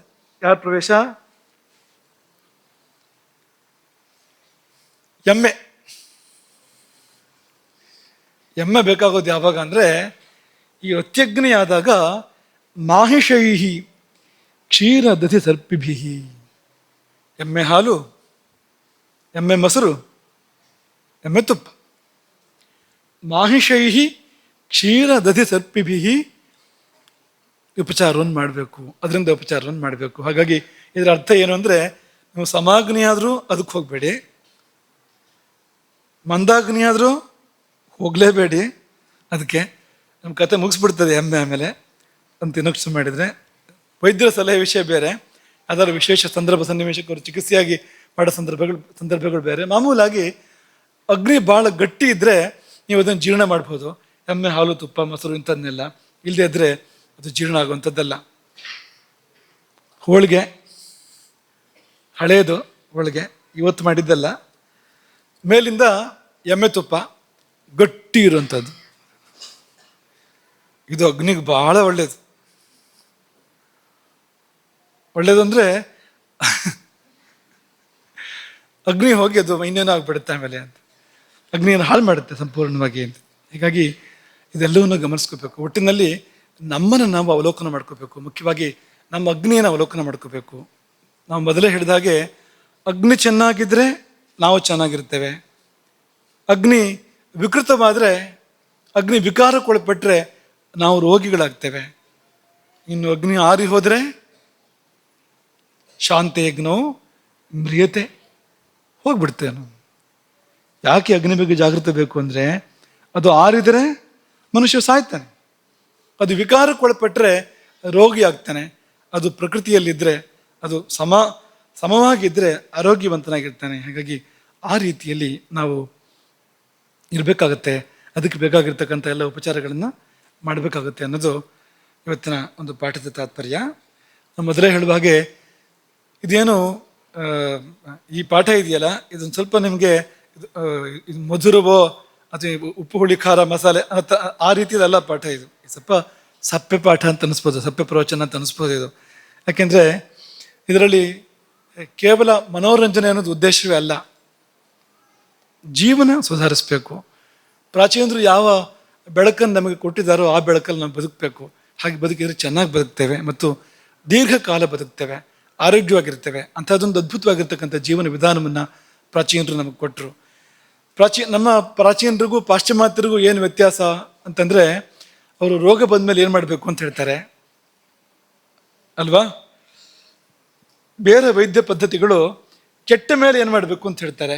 ಆದರೆ ಆಯುರ್ವೇದ ಅಥವಾ ನಮ್ಮ ಪಾರಂಪರಿಕವಾಗಿರ್ತಕ್ಕಂಥ ಜೀವನ ಪದ್ಧತಿ ಏನು ಹೇಳುತ್ತೆ ಅಂದರೆ, ಹೇಗೆ ಕೆಡಿಸ್ಕೊಳ್ಳದೆ ಬದುಕ್ಬೋದು, ರೋಗ ಬಾರದಂತೆ ಹೇಗೆ ಬದುಕಬಹುದು, ಆರೋಗ್ಯವಾಗಿ ಹೇಗೆ ಬದುಕ್ಬೋದು. ಮಾತ್ರ ಅಲ್ಲ, ಈ ದೇಹದ ಮೂಲಕವೇ, ಈ ದೇಹದ ಸಾಮ್ಯಾವಸ್ಥೆಯ ಮೂಲಕ ಹೇಗೆ ಪರಮಾತ್ಮನನ್ನು ಸೇರಬಹುದು, ಹೇಗೆ ನಾವು ನಮ್ಮ ಜೀವನ ಪದ್ಧತಿಗಳ ಮೂಲಕವೇ ಪಾಪಗಳನ್ನು ಕಳ್ಕೊಳ್ಬೋದು, ದೋಷಗಳನ್ನು ಕಳ್ಕೊಳ್ಬೋದು, ಜೀವನ ಪವಿತ್ರವಾಗ್ಬೋದು, ಆರೋಗ್ಯಪೂರ್ಣವಾಗ್ಬೋದು. ಎರಡು ಒಂದೇ. ಅದು ನೆನ್ಪಿಟ್ಕೊಳ್ಳಿ. ಆಯುರ್ವೇದ ಏನು ಹೇಳುತ್ತೆ, ಧರ್ಮಶಾಸ್ತ್ರ ಅದನ್ನೇ ಹೇಳುತ್ತೆ. ಧರ್ಮಶಾಸ್ತ್ರ ಏನು ಹೇಳುತ್ತೆ, ಆಯುರ್ವೇದ ಅದನ್ನೇ ಹೇಳುತ್ತೆ. ಯೋಗಶಾಸ್ತ್ರವು ಕೂಡ ಅದನ್ನೇ ಹೇಳುತ್ತೆ. ಅದರ ಅರ್ಥ ಏನು ಅಂದರೆ, ಧರ್ಮಶಾಸ್ತ್ರ ನಮಗೆ ಧರ್ಮವನ್ನು ಕೊಡ್ಲಿಕ್ಕೆ ಹೊರಟಿದೆ, ಯೋಗಶಾಸ್ತ್ರ ಯೋಗ ಸಾಧನೆ ಹೇಳ್ತಾ ಇದೆ, ಆಯುರ್ವೇದ ಆರೋಗ್ಯವನ್ನು ಹೇಳ್ತಾ ಇದೆ.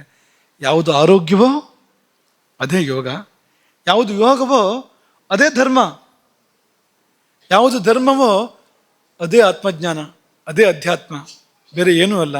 ಹಾಗಾಗಿ ಇದು ಬೇರೆ ಅಲ್ಲ, ಅದು ಬೇರೆ ಅಲ್ಲ. ಆರೋಗ್ಯ ಬೇರೆ ಅಲ್ಲ, ಅಧ್ಯಾತ್ಮ ಬೇರೆ ಅಲ್ಲ, ಆಹಾರ ಬೇರೆ ಇಲ್ಲ. ಇದೆಲ್ಲ ಒಟ್ಟೊಟ್ಟಿಗೆ ಹೋಗುವಂಥದ್ದು. ಇದಕ್ಕಾಗ್ತದೆ ಅಂದರೆ ಅದಕ್ಕೂ ಆಗ್ತದೆ, ಅದು ಇದಕ್ಕಾಗದಿದ್ದರೆ ಅದಕ್ಕೂ ಆಗೋದಿಲ್ಲ. ಒಂದು ಆರೋಗ್ಯಕ್ಕೆ ಹಾಳು ಅಂತಂದರೆ ಅದು ಅಧ್ಯಾತ್ಮಕ್ಕೂ ಹಾಳೋದು, ಆರೋಗ್ಯಕ್ಕೆ ಒಳ್ಳೆಯದು ಅಂದರೆ ಅಧ್ಯಾತ್ಮಕ್ಕೂ ಒಳ್ಳೆಯದು. ಸಾಮಾನ್ಯವಾಗಿ ಇವೆಲ್ಲವೂ ಕೂಡ ಸೂತ್ರಕ್ಕೊಳಪಟ್ಟಿರ್ತೇವೆ, ವಿಶೇಷ ಪ್ರಕರಣಗಳನ್ನು ಹೊರತುಪಡಿಸಿ. ಯಾವುದೋ ದೇಹ ಪ್ರಕೃತಿ ಕೆಡಿಸ್ಕೊಂಡ ಸ್ಥಿತಿಯಲ್ಲಿ ಬೇರೆ ಬೇರೆ ಏನನ್ನೋ ಸೇವಿಸ್ಬೇಕಾ ಬರ್ಬೋದು, ಅದು ಬೇರೆ ವಿಷಯ. ಆಯುರ್ವೇದದಲ್ಲಿ ಕೂಡ ಅಂಥ ಔಷಧಗಳನ್ನ ಹೇಳಿದೆ. ಅನಿವಾರ್ಯವಾಗಿ ದೇಹ ಸರಿ ಮಾಡಬೇಕಲ್ಲ, ಮತ್ತೆ ಕೆಟ್ಟಿದ್ದನ್ನು ಮುಳ್ಳನ್ನು ಮುಳ್ಳಿಂದ ತೆಗಿಬೇಕು ಅನ್ನೋ ಥರ ಅಂಥದ್ದನ್ನು ಹೇಳಿದೆ. ಆದರೆ ಒಂದು ಸಹಜತೆಗೆ ಬಂದಾಗ ಯಾವುದು ಇಲ್ಲಿಗೂ ಒಳ್ಳೆಯದೋ ಅದೇ ಅಲ್ಲಿಗೂ ಒಳ್ಳೆಯದು, ಯಾವುದು ಅಲ್ಲಿಗೂ ಒಳ್ಳೆಯದೋ ಅದೇ ಇಲ್ಲಿಗೂ ಒಳ್ಳೆಯದು. ಅಲ್ಲಿ ಸಲ್ಲುವವನು ಇಲ್ಲಿಯೂ ಸಲ್ತಾನೆ, ಇಲ್ಲಿ ಸಲ್ಲದವನು ಅಲ್ಲಿಗೂ ಸಲ್ಲೋದಿಲ್ಲ. ಹಾಗಾಗಿ ಇಹ ಬೇರೆ ಅಲ್ಲ, ಪರ ಬೇರೆ ಅಲ್ಲ, ಎರಡು ಒಂದೇ, ಎರಡು ಒಂದೇ ಅಂತ ಭಾವವನ್ನು ಇಟ್ಕೊಂಡು ಮಾಡೋಣ. ನಿತ್ಯ ನಾವು ಅಗ್ನಿ ಸೇವೆಯನ್ನು ಮಾಡೋಣ. ಅಗ್ನಿಹೋತ್ರ ಇದು, ನಾವು ಮಾಡೋ ಊಟ ಅನ್ನೋದು ಅಗ್ನಿಹೋತ್ರ. ಅಗ್ನಿಹೋತ್ರ ಸಮೋ ವಿಧಿ ಅಲ್ವಾ. ನಾಂತರ ಭೋಜನಂ ಕುರ್ಯಾತ್ ಅಗ್ನಿಹೋತ್ರ ಸಮೋ ವಿಧಿ. ಈ ಊಟ ಎನ್ನುವುದು ಅಗ್ನಿಹೋತ್ರಕ್ಕೆ ಸಮಾನವಾಗಿರುವಂಥದ್ದು. ಆ ರೀತಿಯಲ್ಲಿ ಊಟವನ್ನು ಮಾಡಿ ಉದ್ಧಾರ ಆಗೋಣ. ಹರೇ ರಾಮ. ಗೋಕರ್ಣ ಮಂಡಲಾಧೀಶ್ವರ ಶ್ರೀಮದ್ ಜಗದ್ಗುರು ಶಂಕರಾಚಾರ್ಯ ಶ್ರೀ ಶ್ರೀ ರಾಘವೇಶ್ವರ ಭಾರತೀ ಸ್ವಾಮಿ ಮಹಾರಾಜ್ ಕಿ